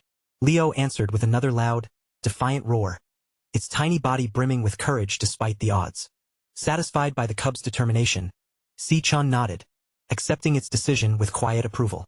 A radiant pink pentagram flared in both their eyes, glowing brightly as the bond began to take hold. The system's voice confirmed the pact. The contract was officially established, binding Si Chun and Leo together. A detailed display appeared, revealing Leo's Stellar Tamer class and the Stellar Pact ability, which allowed forced contracts through intimidation, but warned that the beast would perish if its master died. Both passive skills activated immediately, one boosting the cub's stats while sharing experience, the other granting Si Chun access to the beast's vision whenever it faced danger. Finally, the Stellar Warp ability unlocked, giving Si Chun the power to teleport directly to the cub or summon it wherever he needed. With their bond now formalized, Si Chun smiled, a sense of calm determination washing over him. The energetic little cub bounded happily at his side, eager to follow wherever he led. Approaching the vortex of flame, Si Chun issued one clear rule to Leo. During any battle, its primary focus must be survival above all else. With that instruction given, he stepped confidently through the fiery threshold. On the other side, they emerged onto a jagged cliff overlooking a vast subterranean expanse, molten rock flowing endlessly and towering pillars of liquid fire illuminating the cavern with an infernal glow. Sweat dripped down Si Chen's face as he adjusted to the searing heat, remarking under his breath how the temperature felt as though it could melt him alive within moments. Exploring cautiously, Leo peered over the edge of a molten chasm, its tiny body tense yet alert, scanning the fiery abyss below. Si Chen admitted to himself that he had no clear expectation of what might appear next. Suddenly, a subtle disturbance near the lava caught the cub's attention, making it stiffen with sudden alertness. A blinding, scorching light erupted from the molten depths, flaring sharply and filling the cavern with intense brilliance. Si Chen's instincts ignited instantly, his eyes glowing red as he sensed an immense threat approaching, the kind that made the hair on his arms stand on end. Before he could even react, a devastatingly fast attack shot straight through his chest, striking with a force that defied comprehension. He jolted upright in his bed, gasping and clutching his chest, drenched in sweat as the echoes of the attack lingered in his mind. Realization hit him. He had been killed instantly, before he even caught sight of his attacker, left stunned and bewildered by its nightmare-level power. Still trembling from the phantom sensation of death, he wondered aloud what kind of monster could possibly dwell on the second floor of the tower. His dread was cut short by a familiar voice. Si Yun, calling from outside his door, announced that breakfast was ready. Sitting at the table, Si Chun took in the sight of a lavish spread. Steaming bowls of ramen and an array of fresh, colorful fruit laid out before him. He glanced at Si Yun, who was busy packing her bag, and commented that she had prepared far too much food for just the two of them. Munching on a piece of toast, Si Yun instructed him to wash the dishes afterward and reminded him to hang the laundry later, her tone both casual and teasing. Watching her slip on her sneakers, Si Chun asked where she was rushing off to on her summer break. She replied cheerfully that she was heading to a summer job. Concerned, he reminded her that he was managing their finances and insisted she didn't need to work, trying to keep her from overexerting herself. Si-Yoon smiled warmly, explaining that with his recent success, she refused to be left behind and wanted to contribute in her own way. She added that doing nothing all summer sounded unbearable, then waved cheerfully, reminding him again to complete his chores before heading out. Following her instructions, Si-chun set about washing the dishes and carefully hanging the wet laundry across the living room to dry. Once his chores were finished, he reflected on his sister's unchanging nature, how she had always been so reliable and spirited. His gaze fell on a framed photo of the two of them together, admiration washing over him for how strong and unflinching she remained through everything. Ironically, even though she wasn't yet an adult, he often felt she was the one looking after him, guiding and protecting him in subtle ways. His thoughts darkened as he considered the looming responsibilities ahead. Once his school affairs were settled, he would have to confront the Demon King Wrath, a battle that would take him away from Si-Yoon for a long, uncertain period.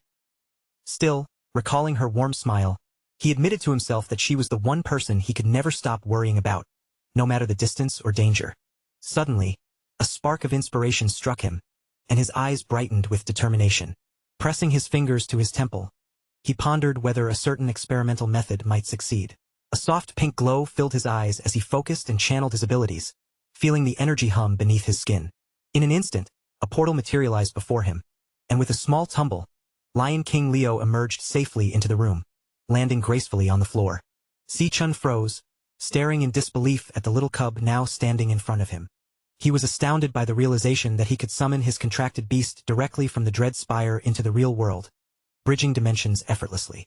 The energetic cub wasted no time, darting around the living room with boundless enthusiasm, gleefully tearing through stray tissues and making itself at home. Glancing at his system interface, Si-chun formulated a plan. He could now command Leo to watch over his sister during his absence, providing both protection and reassurance. Thanks to the passive abilities, if Si-Yoon ever found herself in danger, he could share the cub's vision and even teleport instantly to her side. Knowing how much Si-Yoon adored animals and recalling the joy she found in petting strays, Si-chun smiled. Presenting her with a little lion cub seemed like the perfect gift, both a companion and a guardian. Before Si-chun could enjoy the thought any further, a sudden, violent crash exploded from the kitchen, instantly cutting through the quiet of the apartment. Startled by the noise, Si-chun turned toward the kitchen and hurried over to see what had just happened. He had been hoping Si-Yoon would be thrilled with her new pet, but the moment he saw the kitchen, all that confidence disappeared. Plates lay shattered across the floor, the whole room was in complete chaos, and Leo was already gnawing on the faucet like it was some kind of toy. Meanwhile, outside in the city under the glow of sunset, a surge of dark energy suddenly ripped through a security camera mounted on a utility pole. The camera sparked, cracked, and went dead, leaving that entire stretch of the street without surveillance. Directly beneath the broken camera, a wounded man stumbled backward in terror. Blood ran down his body as he clutched an ice blade in his hand, retreating step by step from something he could barely face. He pleaded desperately with the unseen attacker, his voice trembling as a massive demonic claw began to take shape in front of him, its dark outline pressing down like a nightmare. In the next instant, the demonic claw lunged forward with brutal speed and drove straight through the man's chest, impaling him before he had any chance to escape. His eyes stretched wide in pure horror as glowing crimson tendrils wrapped around him and lifted his body off the ground, leaving him helpless in midair. A terrifying system interface appeared in front of him, cold and emotionless. On the display, a loading bar slowly filled, showing that the man was being devoured right there. Elsewhere, Si-Yoon was making her way home after a long shift at her summer job, walking slowly with bags in her hands and exhaustion written all over her face. She let out a heavy sigh of relief, feeling like her feet were completely worn out after surviving the busy summer rush at the bubble tea shop. Her usual route led her into a dim underpass, where the light faded and the sound of the city seemed to grow distant around her. Without realizing it, Si-Yoon walked directly beneath the very security camera that had just been destroyed, passing through a blind spot where no one could watch what happened. As her footsteps echoed through the underpass, she suddenly sensed someone nearby. The strange presence made her stop in place. She turned around in surprise, and from the shadows came a cold voice, announcing that she had finally arrived. Waiting in the darkness of the underpass was Jean Duishin, holding a large bouquet of red roses in his arms. From the way he stood there, it was obvious he had been waiting for her for quite some time. He stepped directly into her path and offered the flowers as if everything had already been decided. Then he mentioned that she had left school too quickly to hear his invitation, before proudly adding that he had booked the entire top floor of Purple Peak Tower for the two of them tonight. Si-Yoon looked down at the roses, but instead of being moved, her expression turned cold. She asked him how he even knew where she lived. Jean Duishin answered with smug pride, saying his father was the city hospital director. To him, finding a small detail like someone's address was apparently nothing difficult at all. Si-Yoon was completely unimpressed. She replied coldly that the two of them belonged to different worlds, then told him not to come looking for her again before turning to walk away. Annoyed by her rejection, Jean Duishin quickly moved after her and grabbed her arm, forcing her to stop. He complained about how much effort it had taken to reserve the venue, his anger rising as he demanded to know if she really planned to stand him up and humiliate him in front of his guests. Si-Yoon glared at him without backing down, making it clear that she did not care about his reputation. Then she called him out directly, saying it was creepy that he had followed her all the way home. The word creepy struck Jean Duishin like a slap. His face twisted with anger as he stepped closer, losing the last bit of control he had been pretending to keep. With a dark, threatening expression, he warned her that she had no idea who she was talking to or what he was capable of doing. But before he could finish his threat, Si-Yoon reacted instantly. She snapped forward and slammed a hard headbutt straight into his face. The impact knocked Jean Duishin crashing to the ground, where he cried out in pain and clutched his bleeding nose. Standing over him with anger burning in her eyes, Si-Yoon shouted that he should go get his head checked at his father's hospital. Still furious, she turned and walked away, warning him to stay far away from her. As she left, she grumbled that his pathetic stunt had completely ruined her day. Later that evening, outside her apartment building, warm light spilled from her family's window above, standing in sharp contrast to the dark alleyway below.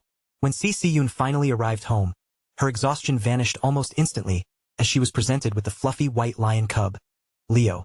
Her eyes lit up at once, sparkling with pure excitement and instant affection. She eagerly pulled the tiny beast into her arms and snuggled it close, completely falling in love on the spot. Barely able to contain herself, she excitedly asked her brother, Si-Chun, where he had found such an adorable little creature. Si-Chun introduced the cub as Leo and explained that it was a special gift just for her. Overjoyed, Si-Yoon could hardly believe it, marveling at the fact that she actually got to keep a baby lion. As Leo purred comfortably in her arms, Si-Yoon suddenly noticed something strange. She wondered aloud why such a tiny cub already had such a big mane, since normally only adult male lions were supposed to grow them.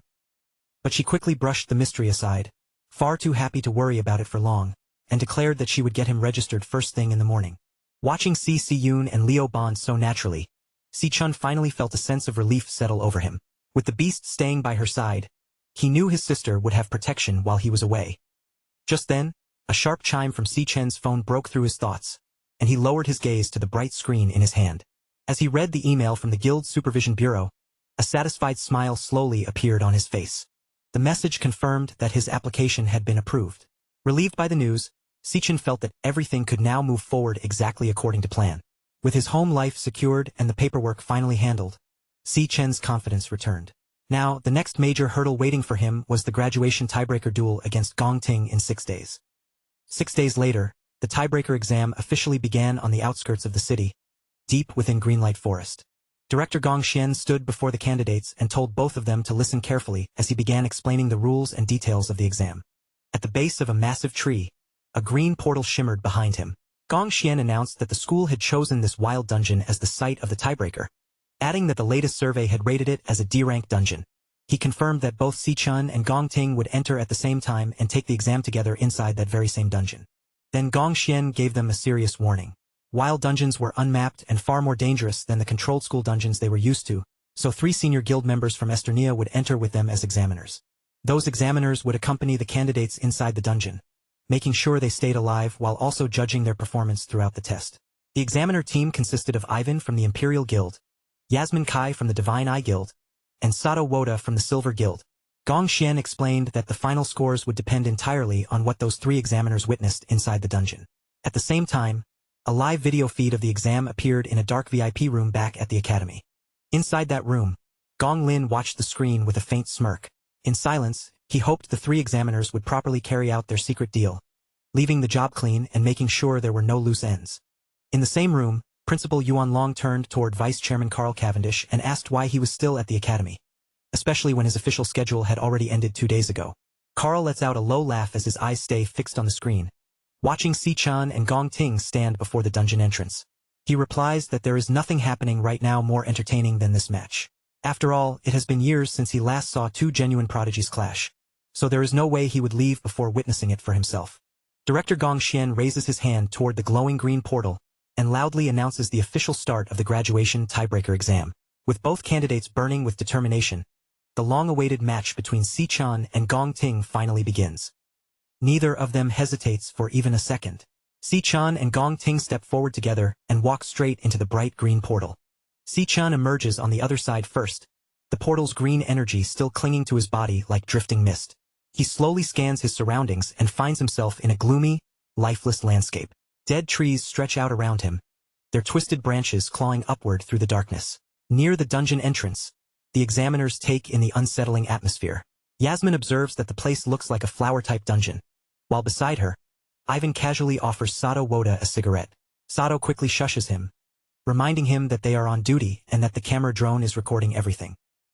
Then, without warning, a sharp buzzing sound erupts inside Si-chen's mind, cutting through the heavy silence of the dungeon. Si-chen's eyes widen as a bright red hologram suddenly flashes out from his chest. The warning light flickers violently, bathing his face in an ominous crimson glow. A large system alert blazes in front of him, warning that an extremely dangerous creature is nearby. Si-chan is stunned, realizing this is the first time his demon heart has ever sent him such a serious warning. But almost as quickly as it appeared, the warning suddenly disappears. Si-chan is left staring into the dark forest, wondering if a high-ranking monster could really be hiding inside what was supposed to be only a D-rank dungeon.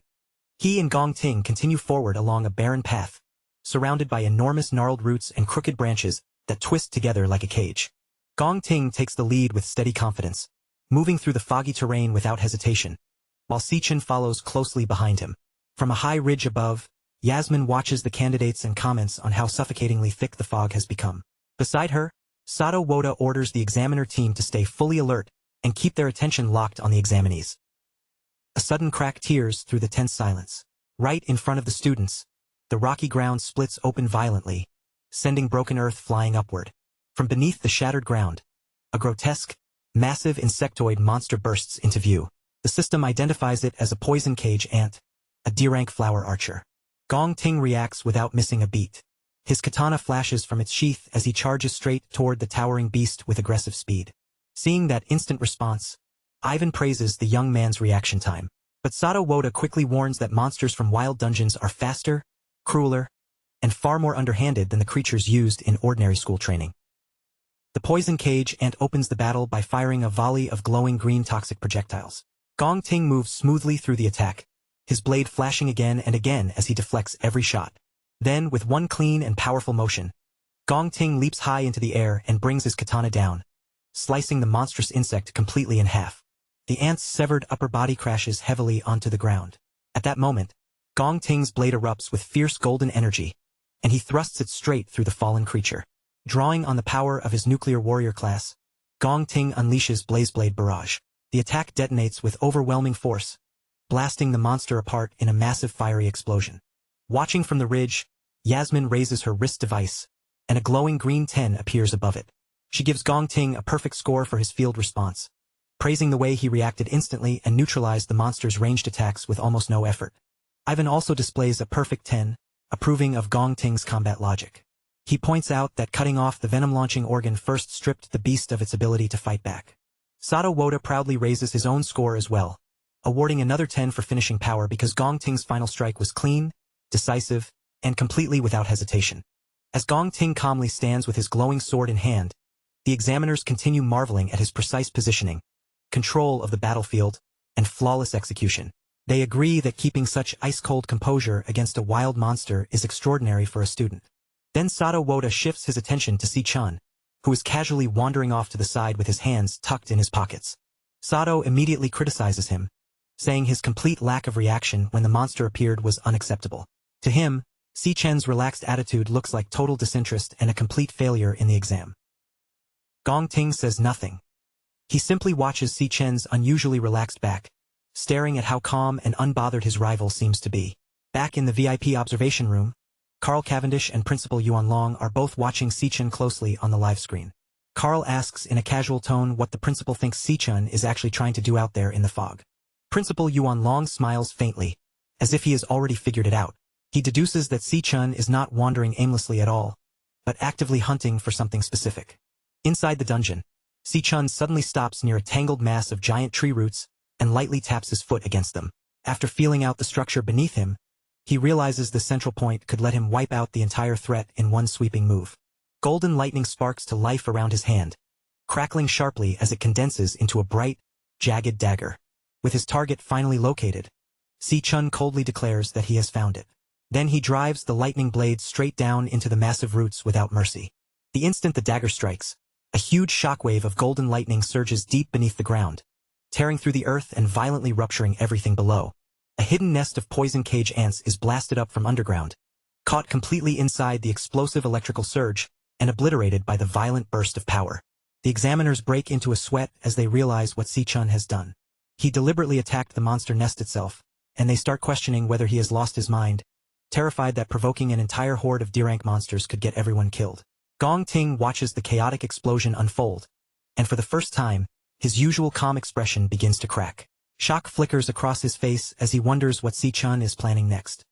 Si-chun gathers momentum, channeling intense electricity into his boots until golden arcs burst around his feet, then launches himself upward with explosive force. Using the power of his lightning assassin class, he activates Flash God and rockets into the sky, transforming into a blinding streak of golden light. Moving at a speed almost impossible to follow, Si-chun intercepts the swarm of poison cage ants that had been thrown into the air by his own explosive trap. Then he unleashes a rapid, merciless storm of slashes, cutting through the airborne monsters one after another before they can even react. He darts between targets in midair, leaving a zigzagging web of golden lightning behind him. In just a few seconds, the entire cluster of beasts is shredded apart, and Si-chun descends gracefully back toward the ground. As Si-chun lands, the severed remains of the D-rank monsters begin raining down from the sky. Golden lightning slowly fades from his hands as if the massacre had taken almost no effort at all. Up on the ridge, all three examiners are left completely dumbfounded. Sato Woda sweats heavily, struggling to process the unbelievable scene that just unfolded before them. Si-chun casually brushes green monster blood from his jacket, looking almost bored. Only then do the examiners remember that his official school report lists him as nothing more than an E-rank awakener, making it absurd that he just wiped out a huge swarm of D-rank monsters with such ease. Realizing there is no logical way to give such a flawless performance a low score, the compromised examiners grow visibly nervous and begin whispering frantically among themselves. Desperate to make their dirty arrangement work and find some way to sabotage Si-chun, they start scrambling for excuses that sound official on the surface. Maybe they could claim his movements were far too reckless, or twist his fighting style into some kind of rule violation, anything that might let them unfairly drag down his score. Meanwhile, inside the VIP observation room, Carl suddenly bursts into loud, unrestrained laughter. His voice fills the room as he praises Principal Yuan Long, openly admitting that the principal had been right all along when he said Si-chun was still keeping his real strength hidden. Carl can hardly contain his excitement, saying that it is almost unbelievable to see such an explosive display of power when the exam has only just started. With his eyes fixed on the unfolding situation, he grows even more eager to see how Gong Ting will react when faced with a force this overwhelming. Behind him, Gong Lin says nothing at all. He simply stands there in complete silence, his face growing colder and darker by the second as his gaze remains locked on the monitors in front of him. Then, without warning, the live footage on the massive monitor begins to tear apart, swallowed by thick bursts of harsh digital static. The image flickers violently, distorting again and again until the entire screen suddenly goes black. In its place, a sharp red warning flashes across the display, announcing that the signal has been completely lost. Principal Yuan Long's expression tightens as he stares at the lifeless monitor. His brows draw together, and he questions aloud why the transmission would suddenly cut out again at a moment like this. Outside the dungeon entrance, the monitoring equipment begins screaming with rapid warning beeps. A technician hunches over his console, typing as fast as he can while the system flashes a critical alert about a severe abnormality in the signal. On the diagnostic screen, the dungeon's official D-rank classification starts to distort violently. The clean rank display breaks apart in a storm of glitches before collapsing into a single unreadable question mark. At the very same moment, the internal communication signal plunges straight down, crashing all the way to absolute zero with no response left at all. The technician freezes in place, staring at the corrupted data on the screen with wide eyes, completely stunned by what he is seeing. Director Gongshuan breaks into a cold sweat as panic surges across his face.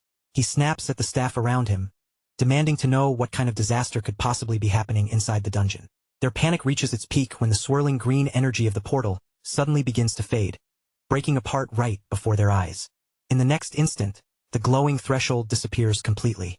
What remains is no longer a portal at all, only an ordinary, empty cave entrance, leaving the candidates effectively sealed inside with no visible way out. Far deeper within the now isolated dungeon, a sinister and otherworldly melody begins drifting through the darkness. The sound does not simply echo through the gloom. It takes shape in the air as glowing pink and green musical notes float eerily around them. Si-chun stops moving at once.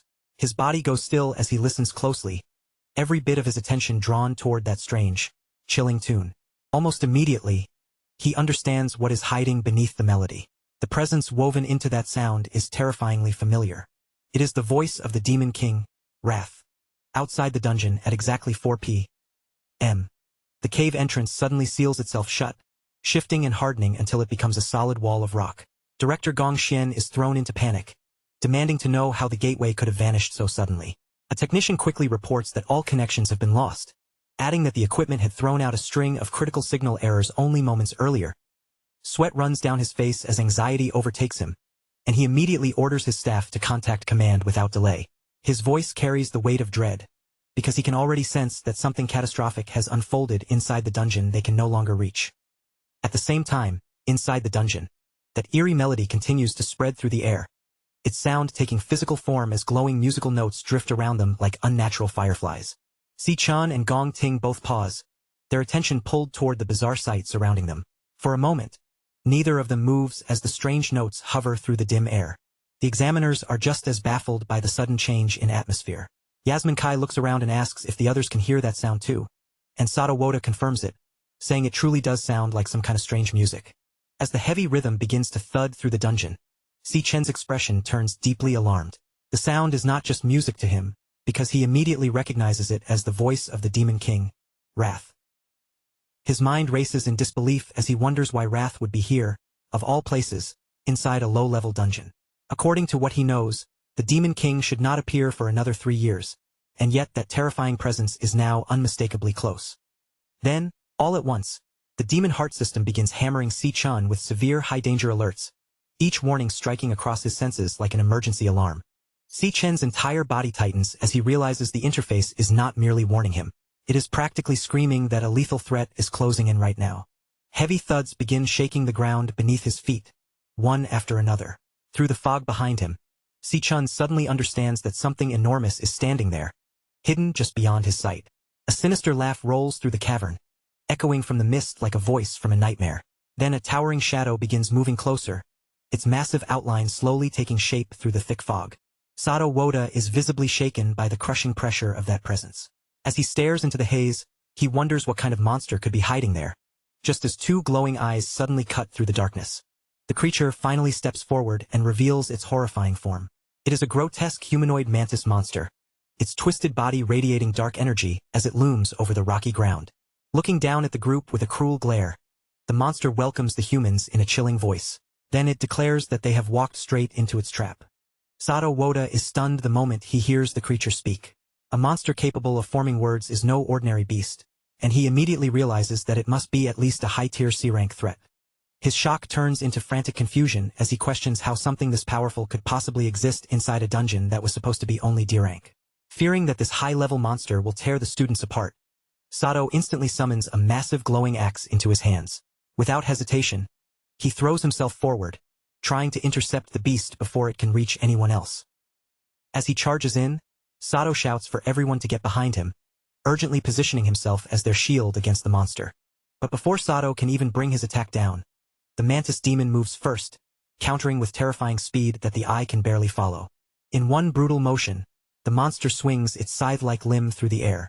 The strike lands cleanly, and Sato's entire arm is severed before he can react. The other examiners freeze in horror, unable to process what just happened. In that same instant, the mantis demon disappears from sight and reappears directly behind Gong Ting. Raising its bloodied scythe, it mocks them coldly, telling the group to curl up and accept their fate. With a sickening, heavy impact, the monster drives its blade straight through Gong Ting's shoulder and out through his chest. Its voice turns ruthless as it commands the young man to die. Even with his body impaled, Gong Ting does not collapse. He grits his teeth against the unbearable pain, and instead of fear, a fierce, almost crazed grin spreads across his face. Taking advantage of how close the monster is, Gong Ting swings his flaming golden sword down with vicious force. The blade cleaves through the trapped scythe arm and chops it clean off, leaving the mantis demon staring wide-eyed in shock. Gong Ting does not give it even a second to recover. He immediately follows with a powerful kick in midair, sending the crippled beast flying backward across the rough rocky terrain. Blood pours from the massive wound torn through Gong Ting's shoulder, but he acts as if the injury does not matter. His glowing eyes lock onto the enemy with a dangerous glare. He declares that since the Overlord was the one who drew first blood, the kill belongs to him according to the rule of combat priority. Then, with fierce intensity, he warns Si-chun not to even think about interfering in this fight. Si-chun keeps his focus fixed on the monster, watching every movement with sharp concentration. A green glow lights up in his eyes as he activates his abilities to measure the creature's true level of power. The system interface quickly updates the mantis demon's classification. The result confirms what they feared. This is not some ordinary dungeon monster, but a highly dangerous C-rank high-tier beast. Seeing the huge hole torn through Gong Ting's shoulder, Yasmin Kai urgently shouts for him to receive medical treatment. She pleads with him to suspend the exam and let them pull him out, warning that this monster is far beyond what he can handle. Gong Ting refuses without the slightest hesitation. He gathers intense fire magic into his hand, the heat surging around him as his stance hardens. No matter how badly he is injured, he completely rejects the idea of backing down or giving up. This content may violate our usage policies. Did we get it wrong? Please tell us by giving this response a thumbs down. Si-chun watches in shock as Gong Ting presses his burning hand directly against his bleeding chest, using the raw heat of his own flames to painfully cauterize the severe wound. Pushing through the agonizing pain, Gong Ting fiercely declares that the fight does not end until one of them is dead. Without hesitation, Gong Ting leaps high into the air and brings his flaming sword down toward the crippled mantis demon to continue his assault. Meanwhile, outside the sealed dungeon, Silas Lin, the leader of the Imperial Guild's King Squad, assesses the vanished entrance. He calmly explains that this phenomenon indicates a highly intelligent monster operates inside, one that purposely lured the humans in before snapping the trap shut. Director Gongshin panics, desperately asking if there is any way to force the entrance back open since the students are still trapped inside. Silas coldly states that there is only one way to make the exit reappear. Someone on the inside must track down and kill the dungeon's overlord. Desperate for a silver lining, Director Gong Xian tries to rationalize the situation. He suggests that since a standard D-rank dungeon caps out at a C-rank overlord, the trapped examiners and students should still have a fighting chance to kill it and escape. Silas quickly shatters his optimism. He reveals that the initial D-rank reading is just a fabricated mask created by the Overlord to purposely disguise the dungeon's true, deadly nature. Connecting the clues, Silas deduces that this specific dungeon is the culprit behind the recent string of Awakener disappearances his team has been investigating. He gravely informs a horrified Gong Xian that the trap they stand in front of is actually an extraordinarily dangerous B-rank dungeon. Meanwhile, in the dungeon, the monstrous insect attacks relentlessly with its scythe-like arms. Gong Ting stands his ground, parrying the heavy blows with his flaming katana. He quickly retreats to evade a sweeping strike. As the beast raises its arm for a devastating blow, Gong Ting vaults into the air. The creature's attack misses. Its bladed limb buries deep into the ground and becomes firmly stuck. Seizing the opportunity, Gong Ting declares that he has the monster trapped. With a swift, powerful swing of his glowing sword, he severs the creature's head. The decapitated head tumbles across the rocky terrain as the rest of the group gathers. Yasmin watches in stunned disbelief, amazed that Gong Ting has managed to defeat the Overlord entirely on his own. She admits that his strength is genuinely formidable. Nearby, Ivan channels a green healing aura into Sato Woda's injured arm, asking if he is recovering. Sweating, Sato expresses his gratitude for the timely intervention. However, Sato's relief vanishes as he checks his smartwatch. He alerts the others in a panic that his device has lost its signal, leaving them completely isolated. Yasmin and Ivan immediately check their own gear. Yasmin confirms her connection is gone, while Ivan grimly notes that every signal, including their compass positioning system, is completely dead. Sato panics, demanding to know when the camera drones went offline. Gong Ting looks back at him in confusion. Suddenly, the headless mantis monster stands back up. Without warning, the decapitated creature lunges straight at a shocked Gong Ting. Si-chun instantly intervenes, unleashing a flurry of golden lightning strikes that slice the creature into pieces. The system confirms the kill, awarding him experience points. Still reeling, Gong Ting demands to know how the monster kept moving after he cleanly chopped off its head. Si Chun calmly explains that the mantis was never the true overlord. It has been hypnotized the entire time, allowing its body to fight even after death.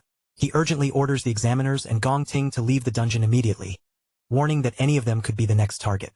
Defensive, Gong Ting questions how Si Chun could possibly know that. Sato angrily accuses Si Chun of losing his mind, insisting there can only be one C-rank overlord in the dungeon.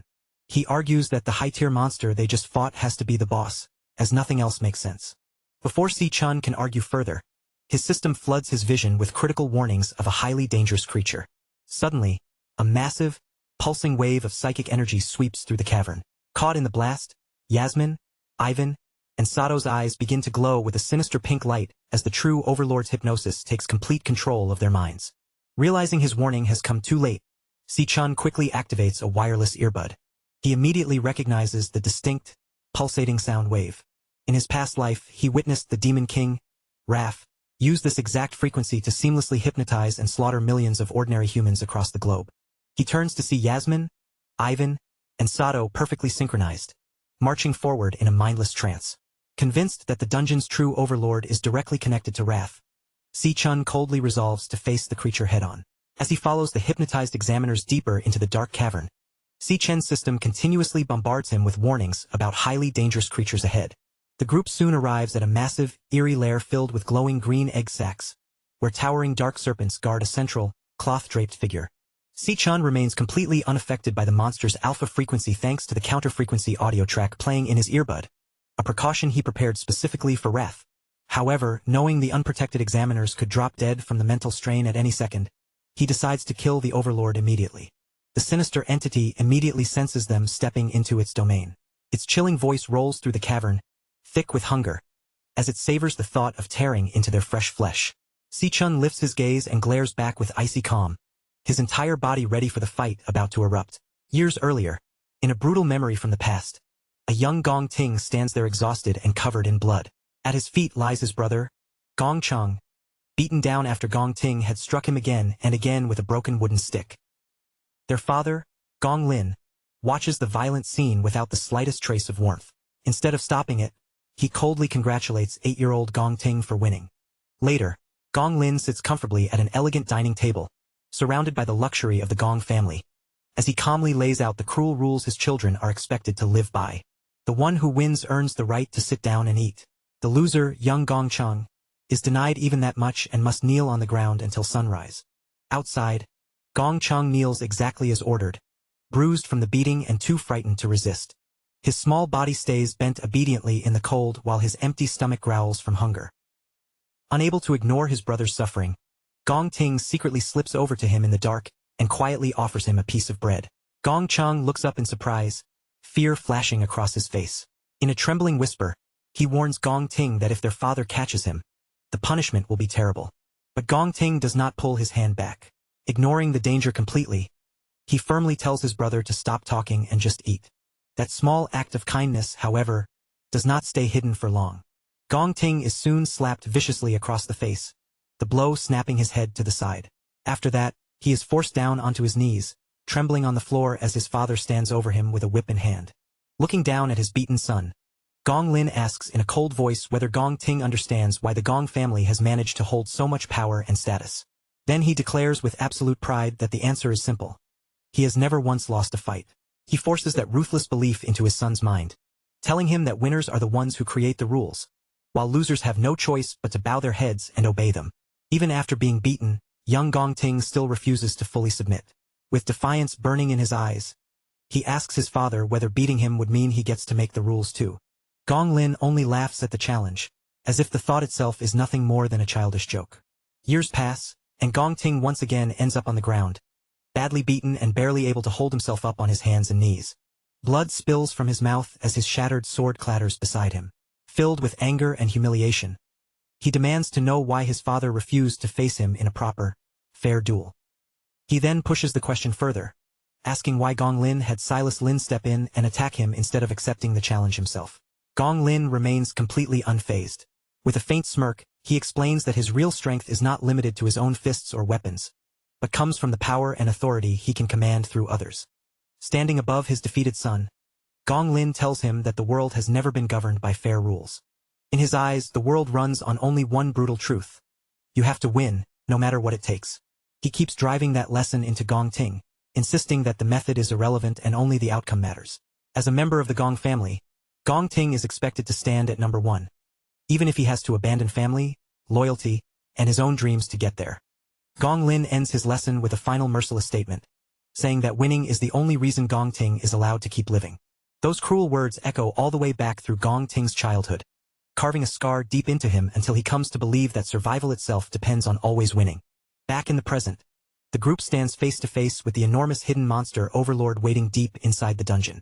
All around it, giant snakes coil through the lair, while glowing green egg sacs pulse ominously like something inside them is ready to hatch. Si-chun remains completely unaffected by the creature's mind control magic.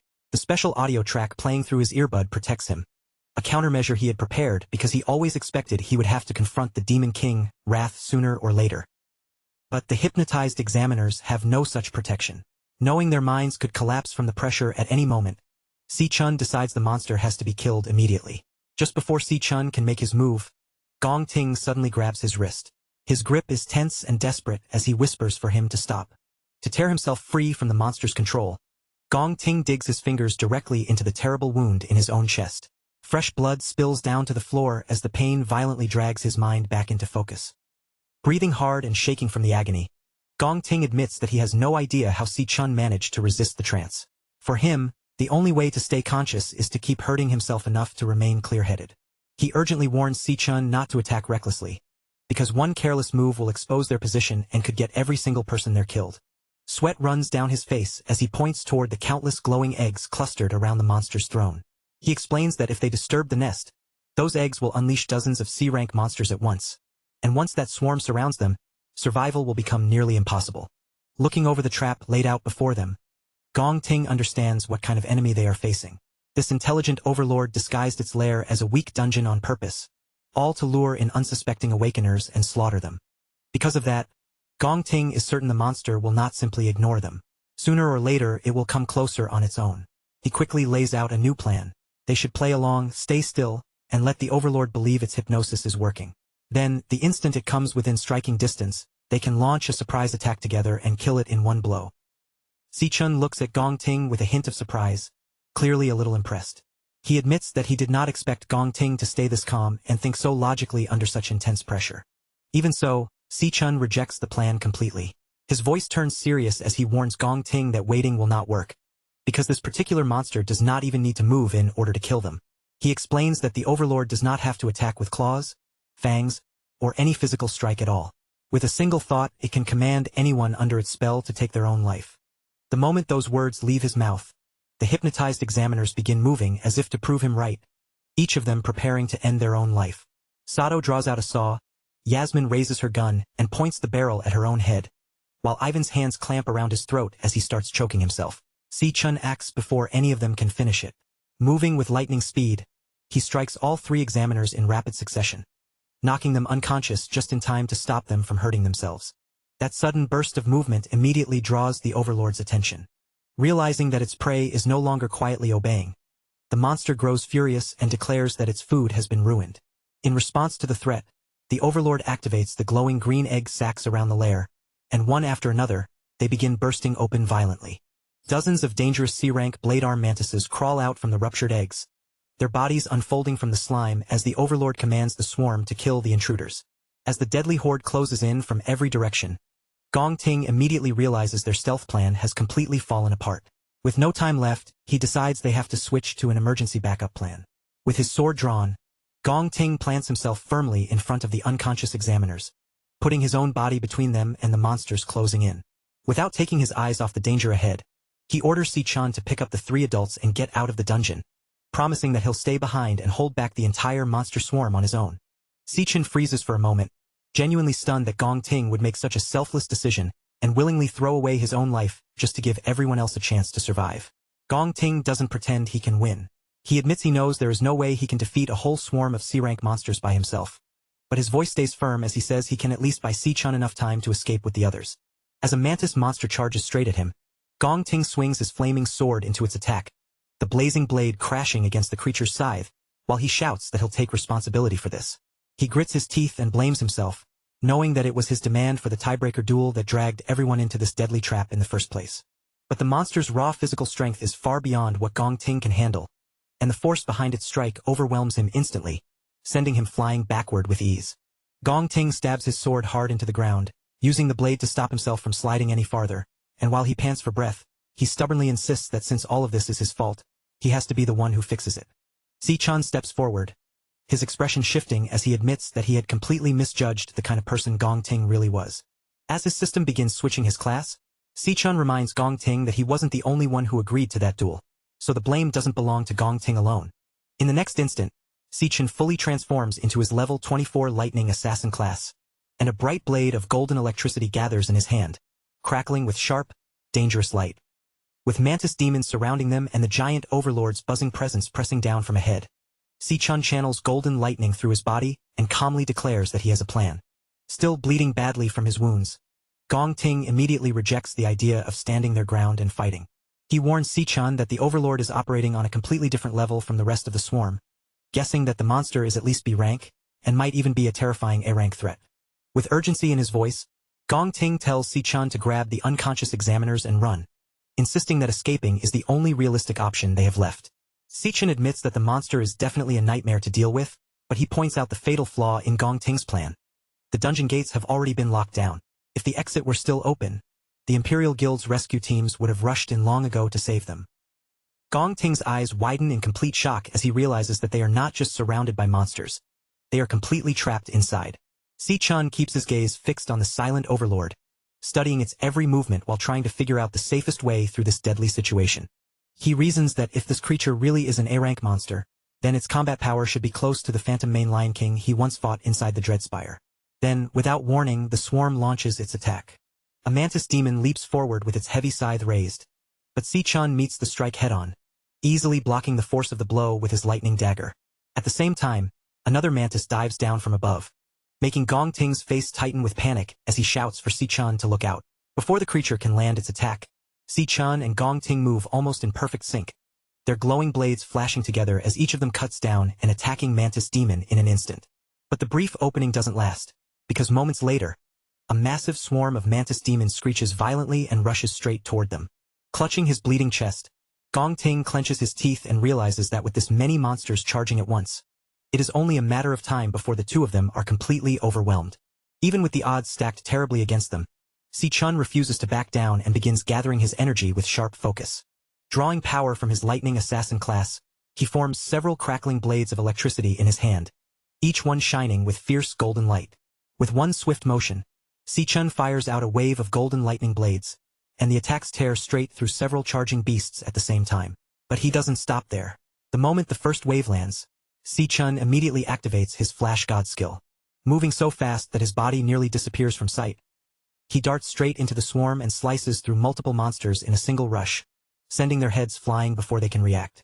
Gong Ting watches the unbelievable display of power with his eyes wide, unable to accept that what he is seeing should even be possible. He knows that the assassin class is naturally weak in base strength, which should make it almost useless when surrounded by large groups of enemies. And yet, right in front of him, Si-chan slips past a massive scythe swing with perfect ease. Then Gong Ting notices something even more astonishing. Every single strike Si-chan makes lands cleanly on a weak point. That is when Gong Ting realizes Si-chan is covering the assassin class's lack of raw power with overwhelming speed, flawless technique, and terrifying precision. As he stares at the blurred afterimages flashing through the battlefield, Gong Ting is left amazed by just how fast Si-chan is moving. And while Si-chan tears through the rest of the swarm in a storm of lightning slashes, Gong Ting comes to a shocking conclusion. His rival's speed has already reached A-rank level, maybe even higher. Seeing Si-chan fight with such incredible skill lights a spark inside Gong Ting, and he tightens his grip around his glowing sword, realizing for the first time that they might actually survive this battle. But the overlord, clearly irritated by their stubborn resistance, finally begins to move. It gathers a massive wave of dark pink energy around itself, the power swelling violently as it starts activating a powerful boost. That dark energy spreads across the remaining mantis demons, wrapping over their bodies and sharply increasing both their strength and their aura. Furious, the overlord commands the newly powered-up swarm to tear Si-chan apart immediately and chop him into pieces. Si-chan stands his ground, electric blades burning brightly in his hands as the strengthened enemies close in. One of the buffed mantises lunges forward, trying to crush him with its enhanced power, but Si-chun springs over the attack and slices the monster apart in midair. Seeing the battle grow even more intense, Gong Ting's fighting spirit surges, and he shouts for Si-chun to hold on as he raises his own blade and prepares to join in. Si-chun pushes himself to the edge, unleashing a relentless storm of golden slashes as he cuts into the supercharged swarm again and again. Then suddenly, a mantis demon appears directly behind him. Trusting his insane speed, Si-chun vanishes from the spot just in time, slipping away before the deadly strike can connect. He reappears in an instant and launches a rapid barrage of close-range slashes. But this time his attacks fail to cut through the creature's newly strengthened armor. The enraged mantis immediately retaliates, swinging back with a heavy, brutal blow. Si-chun raises his blade and blocks the strike, but the sheer force behind it still drives him far backward, forcing him to give ground under the impact. Breathing hard after being forced back, Si-chun quickly understands what has changed. The Overlord's boost has raised every one of the monster's stats, pushing the entire swarm straight into B-rank territory. He narrows his eyes at their hardened bodies and notices that their shells are now as tough as solid iron, making it nearly impossible to pierce their weak points directly. If they want to land a real hit, they first need a way to shatter that armor. From behind him, Gong Ting suddenly calls out in gratitude, shouting that Si-chun has done enough and bought him exactly the time he needed. Without the slightest hesitation, Gong Ting throws away his speed, his stamina, and even his elemental control, forcing every last bit of power he has into pure strength. In the next instant, flames explode around his sword, rising like a massive blazing pillar as he unleashes Liyue. Later that evening, back at the rental apartment, Ju Tong finally arrives carrying bags of groceries in both hands, apologizing as she steps inside and says it took her longer than expected to buy the drinks. Si-Yun sits there with Leo resting quietly on her shoulder and gently tells Ju Tong not to worry, since her brother still has not returned anyway. Hearing that, Ju Tong looks surprised and asks in disbelief if he is still outside. Ju Tong then asks whether Si-Yun's brother already knows she passed the Art Academy exam. Si-Yun says she has not told him the result yet, only that she had huge news to share, and since he is probably just running late, she suggests they start celebrating without waiting any longer. Just as they are about to begin, Si-Yun picks up an empty jar and suddenly realizes that the garlic sauce is completely gone. She tells Ju Tong to stay at the apartment for a little while, saying she and Leo will make a quick trip to the store. While she is out, she plans to grab some extra snacks too, so they can celebrate properly when she comes back. A short while later, Si-Yun finishes buying what she needs at a nearby convenience store and steps back out onto the street. As she walks home, Leo hides inside her backpack, happily nibbling away at his food while staying tucked out of sight. Si-Yun smiles softly at how well-behaved he has been, calling him her little angel for staying so quiet the entire time. She praises the cub in a warm voice, telling him he has been such a good boy, and promises that next time she will buy him cookies as a reward. But Si-Yun has no idea that from the shadows of a nearby alley, someone is already watching her every move.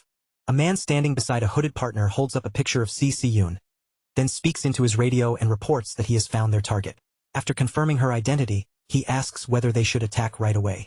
A voice crackles back through the radio, ordering him to wait and follow her until she moves beyond the range of the street cameras.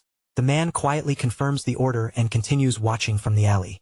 As Si-Yun continues walking home, the sound of heavy footsteps begins following close behind her. The stalkers carefully match her pace, step for step, slowly shortening the distance between themselves and her back. Si-Yun already knows they have been following her ever since she left the store, and as she keeps walking, she silently wonders what these men could possibly want from her. Hidden inside her backpack, Leo lets out a low warning growl. Si-Yun gently steadies him with her hand and quietly asks if he can sense the danger too. Keeping her voice low, she whispers for Leo to stay hidden inside the backpack and not reveal himself yet. Then she glances back toward the men following her, her expression turning sharp and fearless, and quietly says that her night has suddenly become a lot more interesting. Deep inside the dungeon, Si-chun breathes heavily as he realizes the monster boss's dark energy has transformed the bug swarm into a far greater threat than before. Seeing their shells hardened like solid iron, Si-chun understands that his blades can no longer cut through them so easily. Before he can strike their weak spots again, he needs a way to break through that armor first. At that moment, Gong Ting shouts out from behind him, thanking Si-chun and telling him that the time he bought was exactly enough. Gong Ting gives up his speed and the rest of his remaining energy, converting everything he has left into raw strength as a towering pillar of flames bursts violently around him. With his strength pushed to its absolute limit and his eyes glowing fiercely, Gong Ting raises his blazing sword and angrily announces his final move. He swings the flaming blade with everything he has, unleashing a massive wave of fire while declaring that no matter how strong the monster is, he will burn it down to ashes. The enormous fiery attack crashes straight into the charging swarm, swallowing the bug monsters in violent flames and burning through their ranks. The giant blade of fire tears through the group of enemies without stopping, pushing past the swarm and flying directly toward the calm boss waiting behind them. The strike slams into its target and detonates with a blinding explosion, engulfing the monster in a huge blast of roaring fire. Gong Ting can barely stay upright after using that attack, and his knees finally hit the ground as he leans heavily on his sword. He realizes that both his physical strength and his magic have been completely drained. Exhausted, Gong Ting wipes the sweat from his face and lets out a tired breath of relief. As the flames slowly fade and reveal the burned remains of the swarm, Gong Ting looks ahead with relief and happily says that the fight is finally over. But from within the dying flames, a sinister laugh suddenly rings out. The boss's mocking voice cuts through the smoke, asking if that pathetic attack was really all they could manage. Gong Ting freezes in complete shock, while Si Chun stays calm and quietly turns his gaze toward the place where the voice came from. As the smoke clears, the boss appears completely unharmed, standing inside a massive glowing green shield. It glares down at them coldly and calls their attack disappointing. Pure fear spreads across Gong Ting's face the moment he sees that the monster has not been damaged at all. All of his hope collapses at once, because he has just spent every last drop of power he had, and even then, he failed to leave so much as a single scratch on the creature. Si Chun says nothing, his eyes fixed on the enemy's defense as he carefully studies the shield around the boss. He quickly realizes what happened. Right before the fire attack landed, the boss drained the life from the remaining monster eggs and used that energy to form a shield strong enough to block everything. Barely able to remain standing, Gong Ting pants heavily with his body trembling from exhaustion. Completely defeated, he begins to wonder if this is really where they are going to die. Then Si Chun steps past the broken Gong Ting and calmly offers him a deal. As he begins changing his combat class, Si Chun says he can let Gong Ting take first place in the exam, but only on one condition: Si Chun gets to keep the entire cash prize. He adds one strict rule to the deal. Gong Ting must never tell anyone a single word about what he is about to see. Si Chun calls forth his glowing sword, and in the next moment, his body fully shifts into his hidden demonic class. Gong Ting stares at him in total disbelief, stunned as he realizes that his rival has actually been hiding two different combat classes. Without warning, streams of glowing pink energy begin ripping themselves out of the dead bug bodies scattered across the battlefield. Si Chun activates a special skill that drains the leftover energy and strength from nearby corpses, pulling that power directly into himself. A massive pillar of pink energy erupts around Si Chun, surging upward as his power levels rapidly climb to a completely new height. Gong Ting throws an arm up across his face, barely shielding himself from the violent wind tearing through the cavern. Through the gaps between his fingers, he watches that unbelievable burst of power unfold before him, his eyes wide with pure, shaken disbelief. Even the boss monster goes still for a moment, its movements stopping cold as it silently fixes its gaze on the boy standing before it. Si Chun exhales through his sharp teeth, and a thick cloud of energy spills from his mouth like smoke. His body is already pushed to the edge, his strength and stamina both scraping against their absolute limit. But wrapped in that dark, demonic glow, he still stands with terrifying confidence and repeats the promise he made before. This monster will die by his own hands. Then the Overlord finally makes its next move, unleashing its skill Soul Rest Enigma. A violent surge erupts from the Overlord's glowing green shield, spreading outward in an instant and filling the cavern with a crushing wave of psychic pressure. The mental attack crashes straight into Gong Ting. Already bleeding and completely drained, he clutches his head with both hands as pain twists across his face, cursing under his breath as that hateful hypnosis begins clawing its way back into his mind. But Si Chun, now fully transformed, doesn't even tremble under the pressure. The Overlord stiffens as Si Chun starts walking toward it, his massive sword resting calmly across his shoulder. Unable to hide its confusion, the monster demands to know why its hypnosis isn't working on him at all. Desperate to bring him down before he gets any closer, the Overlord fires off sonic hell, sending a brutal shockwave blasting outward through the cavern. The force tears across the stone chamber like a storm. Si Chun plants himself firmly and holds his ground without backing away, while Gong Ting is crushed under the pressure and bends over in pain, letting out a strained cry. The Overlord's gaze locks tightly onto the boy, watching him with growing unease. Si Chun simply stares back at it, his glowing eyes burning through the darkness. Then he takes another step forward, and then another, continuing straight toward the shielded monster without the slightest hesitation. Panic finally flashes through the Overlord. Its voice breaks into a stammer, unable to understand how its attack could have failed so completely. The Overlord roars out an order for its summons to rip Sichan apart, and in response, a massive shadowy serpent lunges toward him with its jaws wide open. Sichan tightens his grip around his glowing sword. Then, with one savage swing, he cleaves straight through the serpent and splits its head cleanly in two. The giant beast loses all strength and comes crashing down hard against the cavern floor. Before the dust can even settle, two more enormous serpents dive down from above, rushing at him from the darkness overhead. Sichan braces his stance, draws his blade back, and sweeps it out in a wide, merciless arc. In a single cut, both serpents lose their heads at once. With nothing left blocking the way, Sichan surges forward and charges directly toward the Overlord. The monster bursts into arrogant laughter, declaring that its barrier is impossible to break. Sichan looks up at it and asks if that is really true. Then he launches himself high into the air, rising above the glowing shield as his attack takes shape. The system announces the activation of his stellar warrior skill, Asura Collapse. Power begins draining from the monster corpses scattered around the cavern, their remaining strength being pulled into Sichan's body to fuel him. With that borrowed power surging through him, Sichan lets out a fierce roar. He brings his sword down with every last bit of force he can gather, and the Overlord's barrier explodes apart, shattering into countless fragments. The Overlord can only stare, frozen in complete disbelief. Gong Ting is just as stunned. His rival had destroyed that shield with a single strike, right before his eyes. Sichan lets his weapon fall away, then pulls his fist back as blinding energy gathers around it. The system confirms that triple cataclysm has activated in crushing mode. In the next instant, Sichan drives his fist straight through the Overlord's body, and a violent surge of raw energy blasts the monster apart from the inside. That devastating punch hammers the Overlord down into the ground with overwhelming force. Smoke rolls up from the crater. As it slowly clears, the Overlord is left as nothing more than a broken, shadowy remnant, muttering weakly while clinging to what little life it has left. Sichan stands over the shattered monster and orders it to speak. His voice is cold as he demands to know what connection it has to Wrath. The Overlord is stunned by the question and asks how a mere human could possibly know Lord Wrath's name.